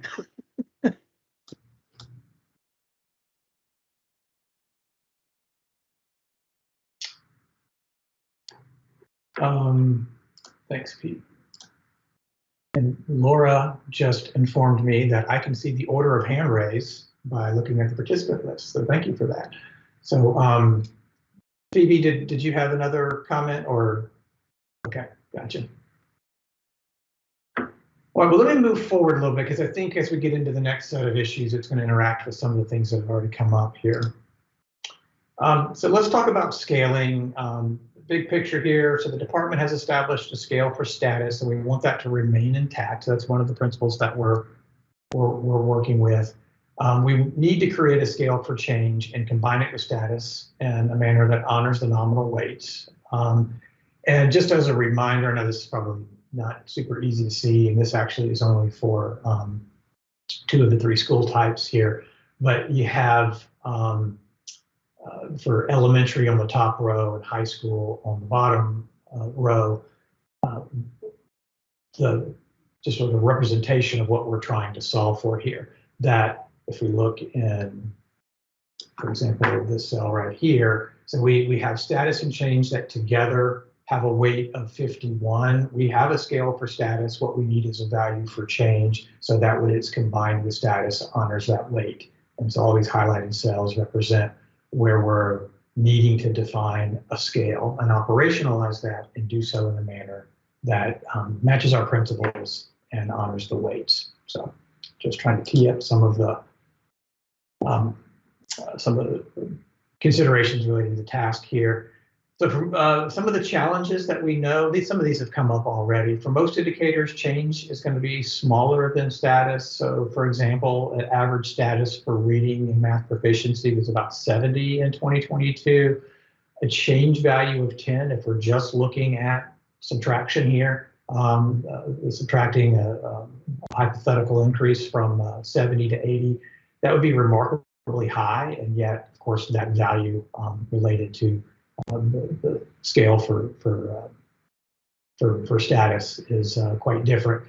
So if you combine them without attention to that, you're going to get something that doesn't honor the weights. Scale values have very different meaning for different indicators. So 70, for example, looks pretty good for something like status. It wouldn't be something that would be regarded as very favorable in the state for graduation rate. So 66 is very low, it's in the bottom 1%. And that suggests that we're going to have to rescale in order to honor the weights. And we'll talk a little bit about some of the ideas that we're working on to honor that. So there's 2 classes of approaches that we're considering as we're trying to think through how to resolve the scaling issues. And it should be clear that interacts with decisions about how change is defined in the first place. So this option or this illustration shows that if we continue to define change as a change in status, then what we would do is assign a scale value for each of those cells. And then that's what would be combined with the status value to come up with the overall scale value for that indicator. Then there's a weighted composite across those indicators. And so this is just an example for 4 indicators where you can see that and then the numbers that are in there are completely configurable. But we could say, for example, that anytime we see change very high, we're going to give that 100 points. Anytime we see that it's high, it's 75 points, 50, 25, 0. And we could select values that, again, if we want to honor the weights, that match what we're seeing in status at certain percentiles, if we want to have something that fits nicely with what's happening in status and honors the weights. So everything here is configurable, the number of categories and the values, of course. Other alternatives, and this may be where some of you were thinking, you can create scale transformations based on magnitude of improvement. So we believe that if we pursue this route, that we need to address differences in scale properties. In other words, we need to look at the different effective ranges for each indicator and address the relative challenge of improvement based on starting value. And the next slide I have shows a little bit maybe more concretely what we mean there. Pete, did you want to make a comment or question? Yeah, just really quickly based on the previous slide.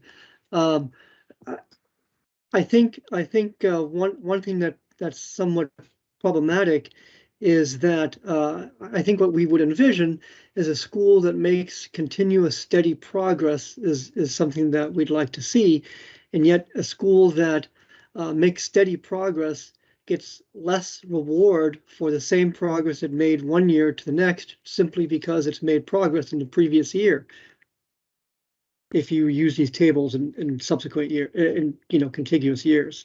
So I think you want to think about not just what's happening, and this is the difficulty of using change, annual change, is that you want to have a longer term perspective, and you're sort of shooting yourself in the foot a little bit by using these tables sequentially like this. Yeah, I don't know if you've thought about that. Yeah, I follow your point, and part of that could be addressed if you just configure them differently. You give different points for different categories, but I take your point. It's an important one.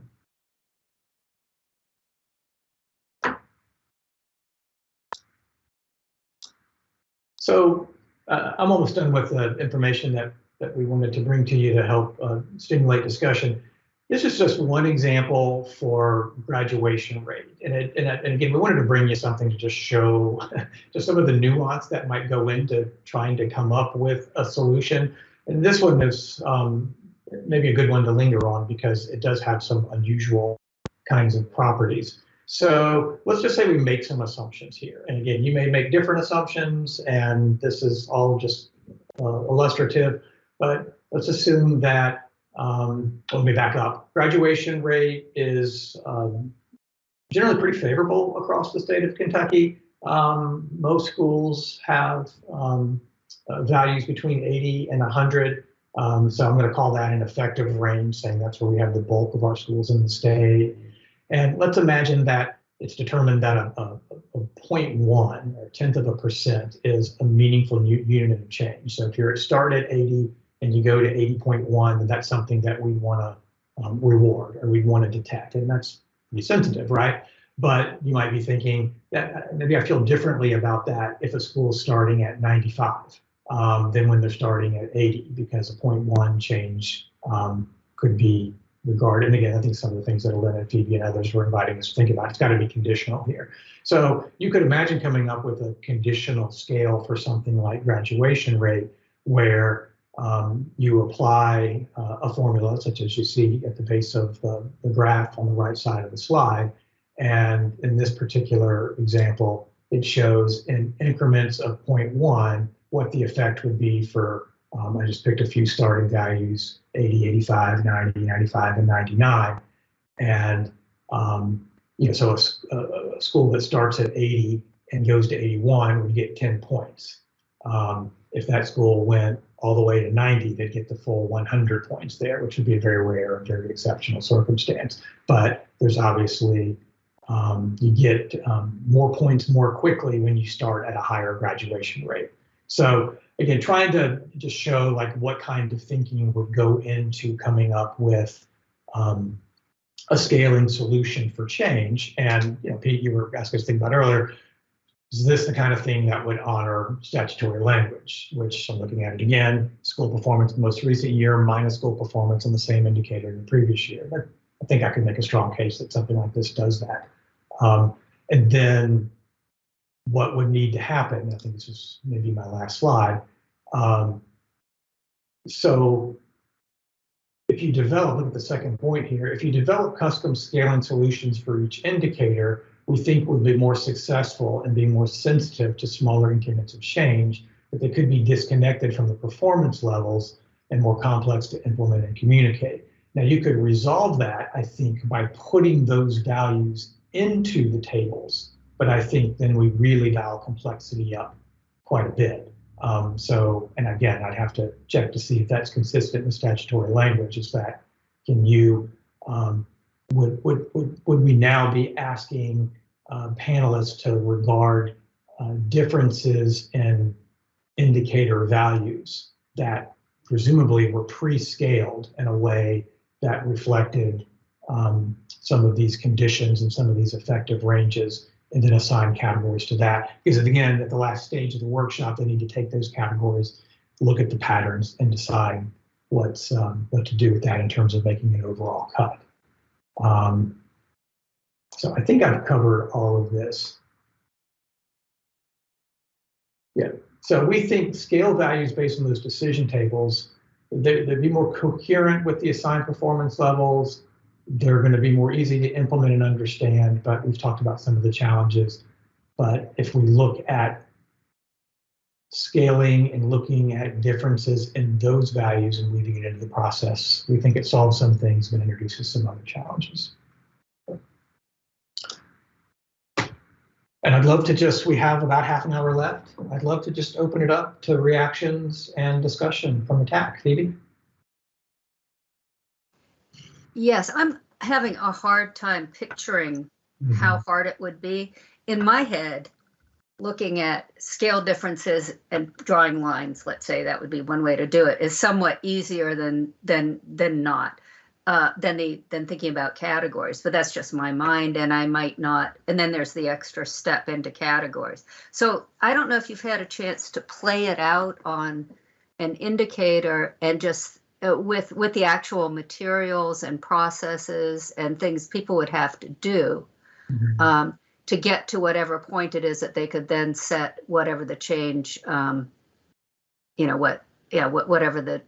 it's good enough, basically, or whatever the change value will be, because I think it's complex either way, and I like the scaling idea, but yeah, I don't know. Have you played it out? Have you done both methods? Or I don't think anything's ever been quite this connected and keeping those connections alive. Yeah, straight away, I'm just brainstorming with the team right now, but I think it depends on when what we do in advance of the workshop versus what we do at the workshop. So for example, Phoebe, and maybe this is where you're going, I could see doing a lot of the scaling in the background, bringing that scale to the workshop and saying, let's just make cuts on this change scale, and we'll equip this with information to understand. We need to be sure that we're making the right kinds of decisions in advance so that they feel equipped to represent their values and priorities with the scaling work that's done.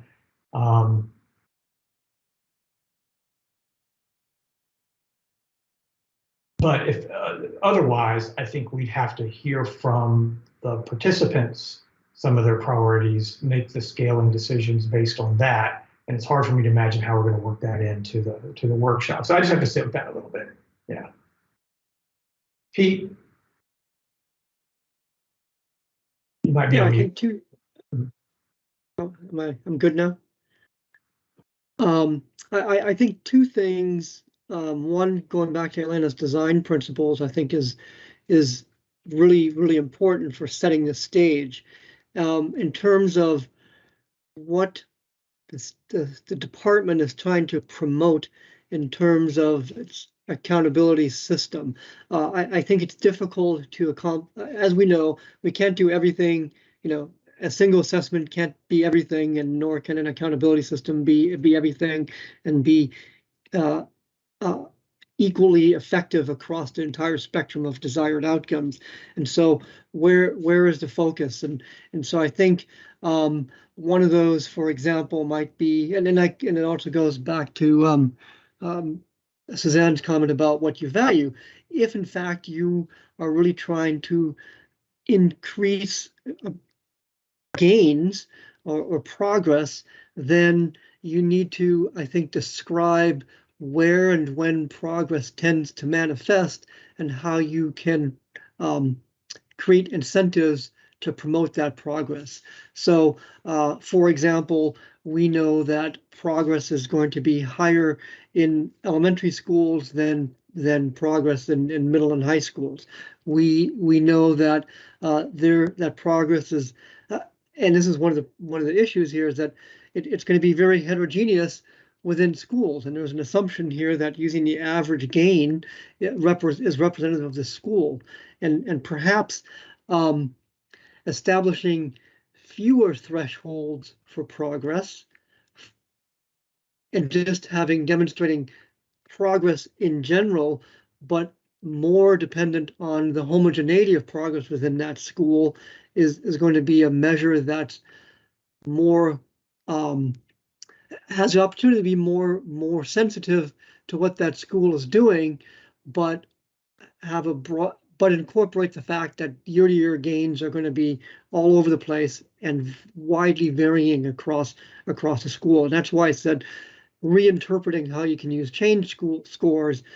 One way might be to focus the indicator not on the change itself, but on the distribution of change within the schools and the extent that schools can meaningfully create change for more students than fewer students. Yeah, what I'm trying to sit with is, so take something, Pete and others, like academic achievement. And yeah, you could imagine that you could take, a mean scale score in year 1, mean scale score in year 2, look at the difference, condition it on starting value, assign percentiles for the rarity of that occurrence. And what I'm just describing is kind of cobbling together something like an SGP now, right? So, if conditioned on where you're starting, this was in, the top 10%, then you get a 90. If it's in the bottom 10%, you get a 10. Interpolate it on up through there, and then the panelists make a judgment about what's the value of each of those gradations in between. And then there's a couple of things that, and again, I'll just say out loud what I think some of the challenges or worries are with that. There's a couple of things I think we'd have to deal with. One, is that consistent with what the statute requires us to do? The second is almost certainly that will create situations where absolute declines are regarded as favorable, because particularly when anybody that's ever looked at SGPs or VAMs will see that can happen, particularly when you get very high performing students or schools. Small drops can sometimes be exceptionally favorable probability kinds of things. So, does that honor the intent of the system, and is that something that we can implement? I don't know, but I think if taken to if we go all the way to the end of this, I think those are the kinds of methods we think about, but we have to think about some of the drawbacks there. And I don't know, Pete, if that's the kind of practice you think might be promising, or would you invite us to think about it a little differently? What you're describing is sort of a poor man's SGP in some sense, which may actually be relatively effective. I think working backwards on your comments, I was kind of surprised that the annual gain status is based on a base year, and I'm surprised that gain isn't also tied to a base year, right? So, or some base year. So you can have a base gain that you make a comparison to. And if you do that, you eliminate this problem that you talked about in terms of small drops being positively viewed because it's less negative than others. If it's tied to a base year, then you could avoid that part of it. I think what I was also trying to get across was thinking about fewer categorizations of gains, but looking at the distribution of those gains within schools. So you're still basing your results on annual gains, which the statute says, but you're not focusing on the gain creating the points. It's the distribution of those gains within schools that creates the points, which I think is a different way of looking at it. Now, obviously, I didn't flesh this out because, sort of speaking off the top of my head, but just a slightly different view that you might consider. Yeah, I like that. I think it's a really promising line of thought. I think we should unpack that a little bit. And what, well, Phoebe and Elena, I'm sorry, I should pay more attention to the hands. Go ahead, Phoebe. Yeah, and this is when Pete was talking. So it's ideas based on his discussion, and it was the distributions. There are a couple of ways you could look at it, and where are the gains happening in terms of, and I know I've got to stop. I may be using growth terminology without meaning to, so just turn that into change terminology. So and that's the other reflects the other discussion. Is, are we more interested in kids on the lower end of the scale moving up than the upper end of the scale? So I think some rules around that might be possible. And then I think part of what you meant, Pete, I don't know. I won't blame you for it if it's inspired by you, but not your fault.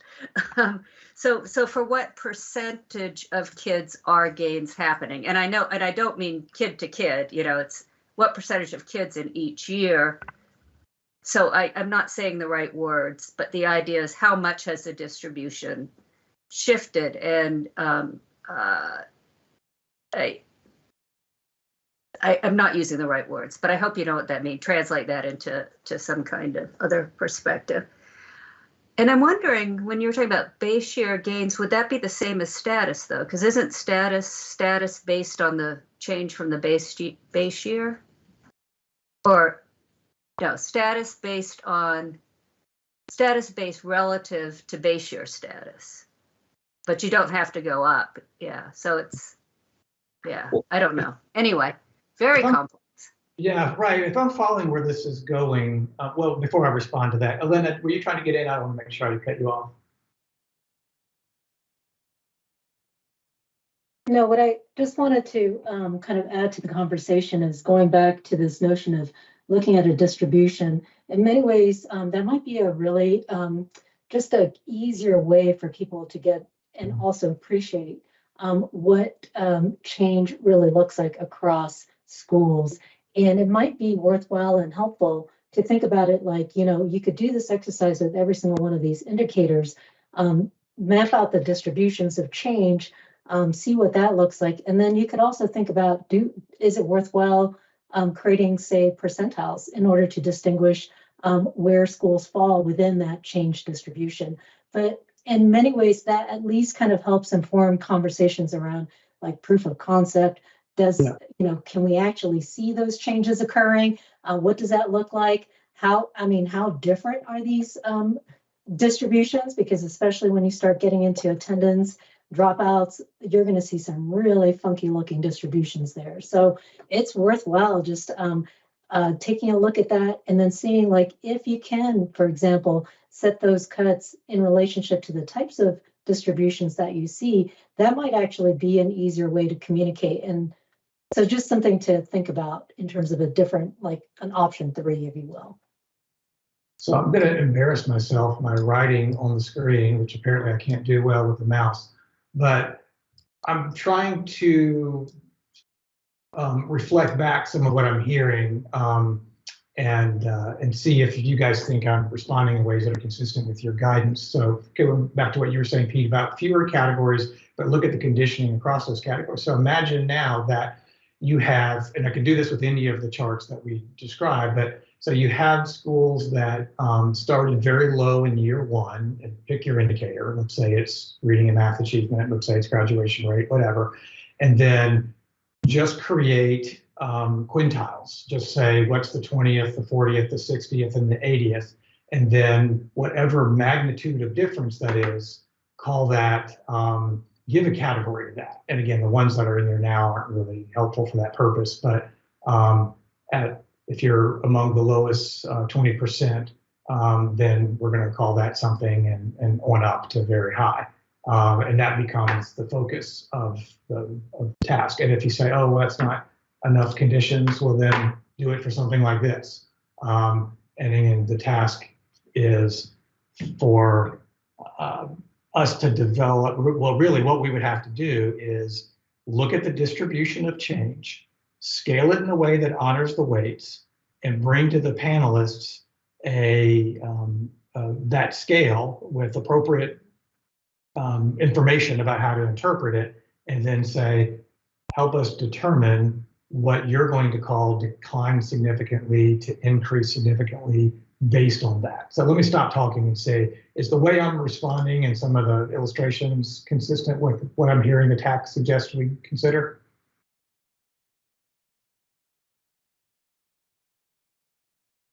Pete, go ahead, please. It could be. Sorry. I guess so this would of course be a lot easier if there were a vertical scale, because we'd have some sense of creating targets, very simple targets. And I guess one of the things that you'd have to think about conceptually is if moving from medium to medium is that's maintained, but that's progress, right? I mean, you've what defines medium in year two is different what defines medium in year one. So we consider that to be progress. We would consider those students to be sort of maintaining their track, and so there's going to be a confidence interval around that, to the left and to the right, and so potentially we're not particularly interested in that, and so we want the effect on accountability not to be such that it marginally moves schools to different ratings. But what we're concerned with are the students that are falling off that track on the low end, and we want to reward students that are either were in that low end and moving on to the on track, or in that middle area and moving on to the above track area. And so we want to really see what that movement is across just those three categories. And then the extent to which, if we took a simple form of it, sort of like Phoebe's idea of the proportion of students that are moving across those two boundaries at a school, and maybe you difference them. So the from medium to high minus the medium to low, and that shows improvement in the school. And so you're eliminating the fine-grainedness and the fact that a lot of this movement is just noise within a category, and you're really focusing on the big, and I'm not saying those are the right chunks, but you're focusing on the big chunks of movement, and you want to reward those or have a stick for those that are egregiously negative.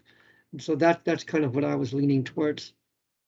Yeah, no, this is helpful conversation, and if everything here is normative, I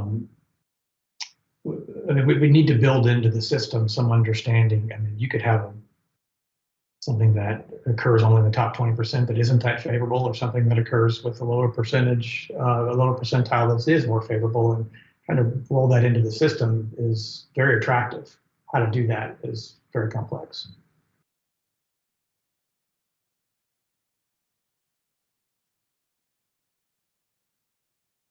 Well, I think I succeeded in at least one area of this conversation today, which is helping the TAC appreciate the complexity of the challenges ahead of us. But you definitely. Great. Go ahead. Chris, could I,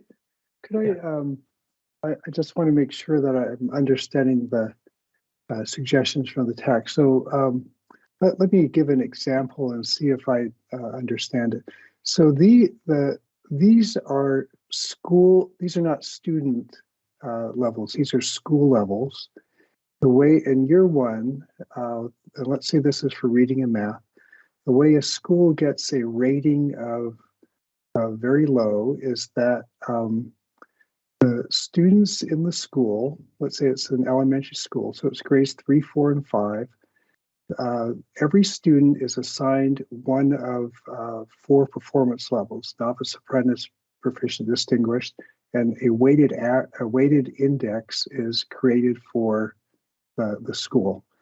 And then based on that, the status has cut scores assigned to it, and so the school as a whole gets a very low, low, medium, high, very high.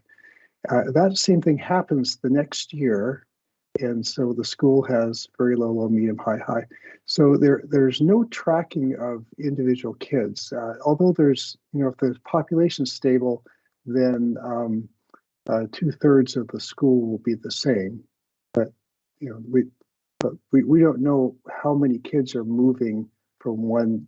We know the proportions. If there's a proportional increase, the index will go up. So so what this table says is a school that started very low in year one, if it's very low the next year, low, medium, high, or very high, what are the labels that are going to be given? And so I mean, maybe someone says, if you're very low and you stay very low, does it have to be maintained? If it does, then everything above it has to be maintained or higher. You can only, you only have 2 labels. But the scale can be on, and we can do a transition table on this, so we know how many schools are in each of the cells if we take out the labels. But the amounts that people change, because the categories are not intervals, the scale score, the index score change is conditional. So if you got a very wide, very low category, the index change of 5 points is different than if you're in a medium and the medium's narrow. So, then are we talking about converting it to more of a percentile or percent of the category or so on? Anyway, I'm just pointing out what everyone's talking about. There are different metrics underlying them, but because almost all of them are conditional, it makes it very tricky to set up an absolute cut score on here. Like unless you do even the percentiles. Actually, the percentiles don't apply to every. Here we have the 20th percentile going down. That actually isn't true. The very low is may not be 20 percentile of that row. The row percentiles are different. Oh, well, see, what I was assuming is that those percentiles matched the distribution of the change score. So of the change score being of the on the end of the subtraction of the 2 index scores. That's right. Right. So maybe it's from -30 to +30 or something. Okay. Which is Yeah. probably wider range. Yeah. Yeah. And the challenge for that is that people have talked about is if you're very high, can't go up very much, and going down is going and getting negative one is highly probable. So Which is that what- the magnitudes, the absolute magnitudes are tough to say that they have the same value across the initial status. Right, which is why the assumption would be you do it at least for 5 different conditions. Okay. Yeah. And then, but maybe more. Maybe you do it for 10 conditions if you divide each one up into 2. And then again, I'm not trying to sell this idea. I'm just trying to repeat back sort of the range of ideas that are on the table. But then you would get by looking at sort of the probability of a magnitude conditioned on starting status, a basis for panelists to make a judgment about what kind of change that is. And then at the end, you'd use those resulting categories to create a scale that had properties that are weight. So yeah, again, but the thing that I think would be toughest about that is understanding what's happening in those schools. So what's, so for medium schools that, decline from -5 to +4, what are we calling it? What is that? Now we can say that what that is sort of normatively. Well, that's something that occurs between the 20th and the 40th percentile of schools when we look at, but what does that mean in terms of a profile? So yeah, I see some hands up, so let's make sure people have a chance to weigh in. Phoebe? Yeah, I had, I guess, one thing is definitely needing to change, if you use a value table, the words in terms of how they increased and stuff like that. So it almost like it's fine that this happened versus it's not fine, because when you go from very high to high, that is definitely not an increase. But just for to help with confusion. But I guess one of my questions is whether, and Brian kind of clarified it for me, was whether change has to be based on the status metric, which is a category or subcategories. Because if that's the case, then that rules out some of the absolute number numeric changes. So, 125 minus 20 or whatever. And I guess that's a critical kind of question. If it does, then that it almost has to be some kind of value table, I think. But if it doesn't, then these other options arise. And if it doesn't, does that make it confusing? Because is part of the intent to change, you're saying you're checking status this year against status last year, but then not using the status metric, then that might not be as transparent to people. On the other hand, not using the status metric gives you more options, the distributional kind of things.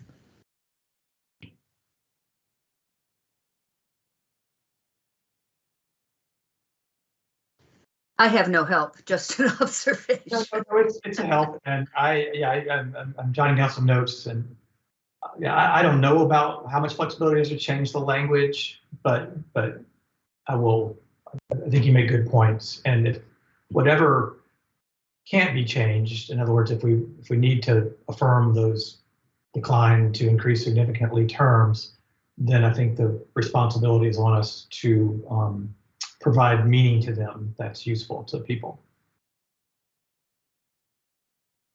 Pete, did you have another comment or question? Always. Not always useful though. So yeah, I assumed that the medium and high and all that were the categories that you created last year in the standard setting. Is that not the case? That's correct, for status. Okay. For status, right. So it's and then you want to take those categories and divvy them up into smaller subcategories so you can condition more precisely. Maybe. Maybe, yeah. so I think without giving you, so obviously there's no right answer to any of this, but I think one thing that would be helpful is if you did what you did for graduation rate and created some sort of some graphs so that you can see the flow of points related to the change that you're expecting. I think it makes it a little more dynamic to see how everything relates to each other. And I thought that that graduation graph was really good because people can then see, going back to Suzanne's point, of how they value each one of those slopes given where you started and whether you think that's appropriate. So that might be helpful to kind of move the conversation.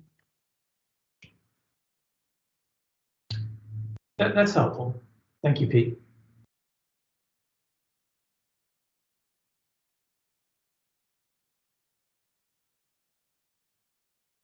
And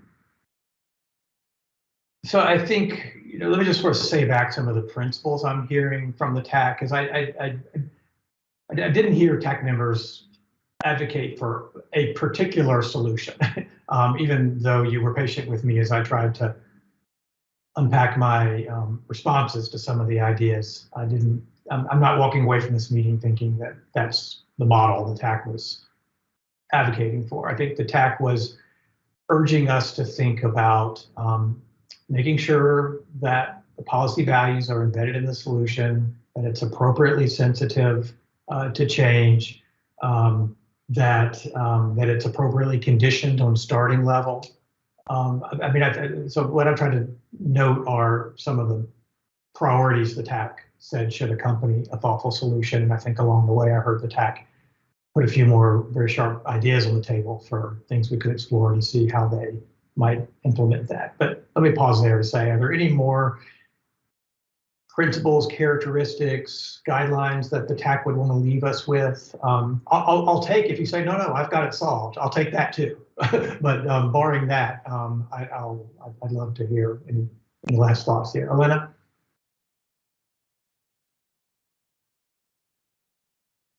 I don't have additional design principles to add, mainly because I think not only have you captured it, but I think those need to be co-designed with the group that you're working with. So I think that's going to be essential. The second piece I think that'll be really important is for them to understand what are the non-negotiables. So for example, if there are labels that are used and you can't negotiate those, just be upfront. Otherwise, you're going to hear similar things to today where you're going to have people say, well, why can't you change those labels? Well, it's actually in statute. So I think just being very clear about all the non-negotiables that also accompany, so then people understand what's a sandbox we're playing in, and what can we do within the context of that sandbox, but also maybe there are some aspirational things that could change, and you could put that on a separate kind of parking lot, if you will, because it's not like things always have to be set in stone, but down the line, if legislation gets revisited, some of these really good ideas could certainly be used to kind of help inform those future changes. It's really great advice. Thank you, Elena, for bringing me back to two important points. One is the importance of co-designing solutions, and the other is being clear about the constraints and communicating clearly about those. Suzanne, and then Corinne. Chris, I think you did a nice summary of the conversation, and my point has already been addressed, but I didn't hear it in your summary. I would really try to capture a more fine-grained measure for those at the lower end of the scale. And I know you've said it, I know there's like examples in here, it's in the document, but I think only do it though if it's meaningful. So thinking about capturing meaningful changes at the lower end of the scale. Thank you. Noted, and that's very important. Thank you. Corinne? Oh, a thumbs up. Okay, so must have heard your point already. Thank you. Pete?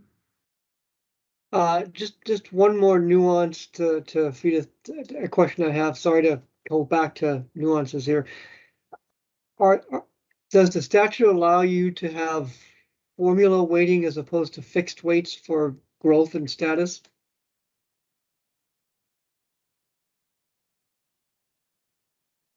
I'm jotting that down. I don't know the answer to that, but I think that's a good question for us to explore.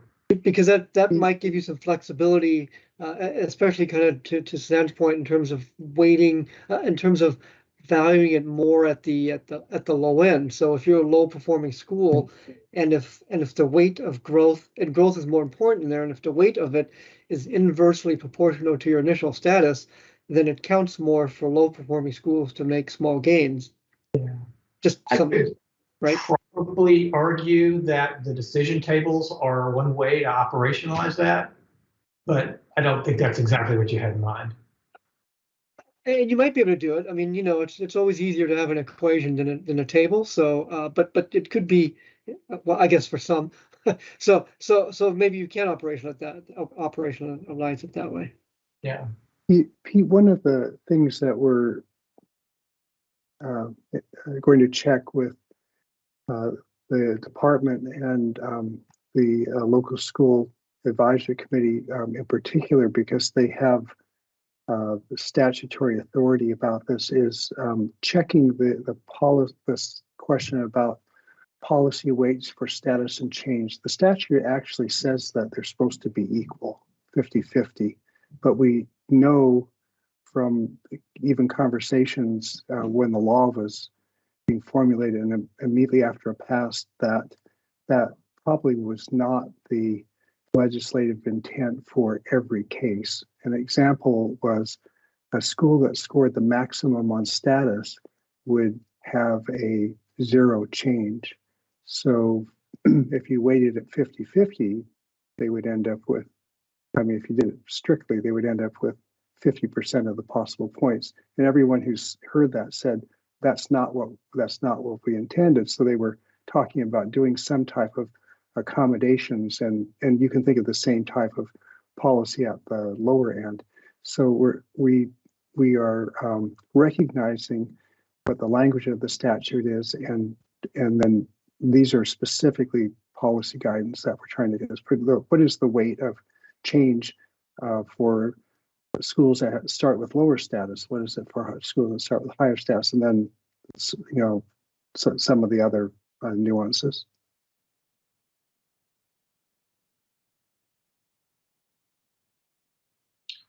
Elena, do you have a question or comment?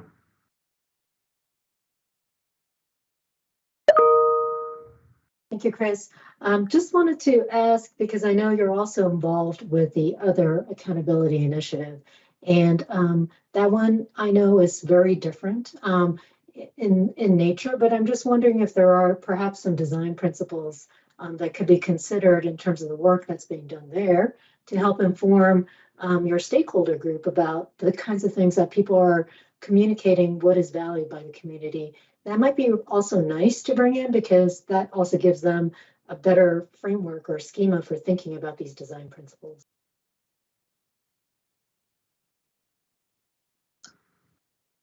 Thank you for that, Elena.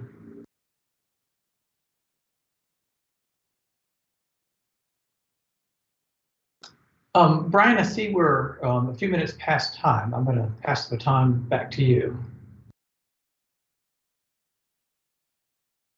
Thanks. Thank you for sticking with us. We're a little bit over time. Just in terms of next steps, we have another TAC meeting scheduled for June 13, and we're asking that you hold 10 a.m. to 4 p.m. As the department develops the agenda. It may be like today where we're able to release some of the time back, but we ask you to hold it that much time just for now. We will use an email poll to get another a date for the next meeting. We won't try to do that here. As has happened in previous meetings, you will get a version of the minutes in the next couple of days to look at. The department would like to post those the public minutes quickly. Bryn? I had written down that we were planning on an in-person meeting on October 17th and 18th. Oh. Was that just preemptive too much? I mean, I think we still hold it, right? But I just wasn't sure. Oh, thank you for that. We did set a date in October for an in-person meeting. So thank you. Now the results for the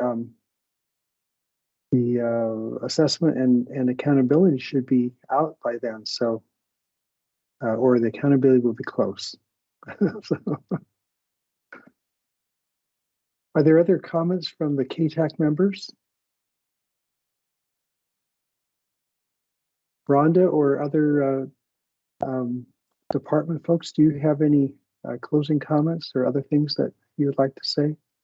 Just very appreciative of the expertise that this entire group brought to the table today, as well as our partners at the center.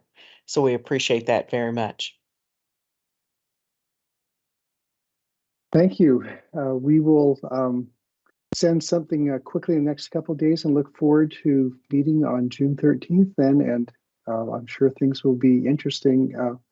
Elena did mention that there's a very interesting and promising initiative on different views of assessment and accountability linked to learning that Kentucky's doing. We hope that that will be something that the TAC can learn about and weigh in on in the future. Thank you. We'll go ahead and see everyone next time. Thank you for a really thoughtful meeting.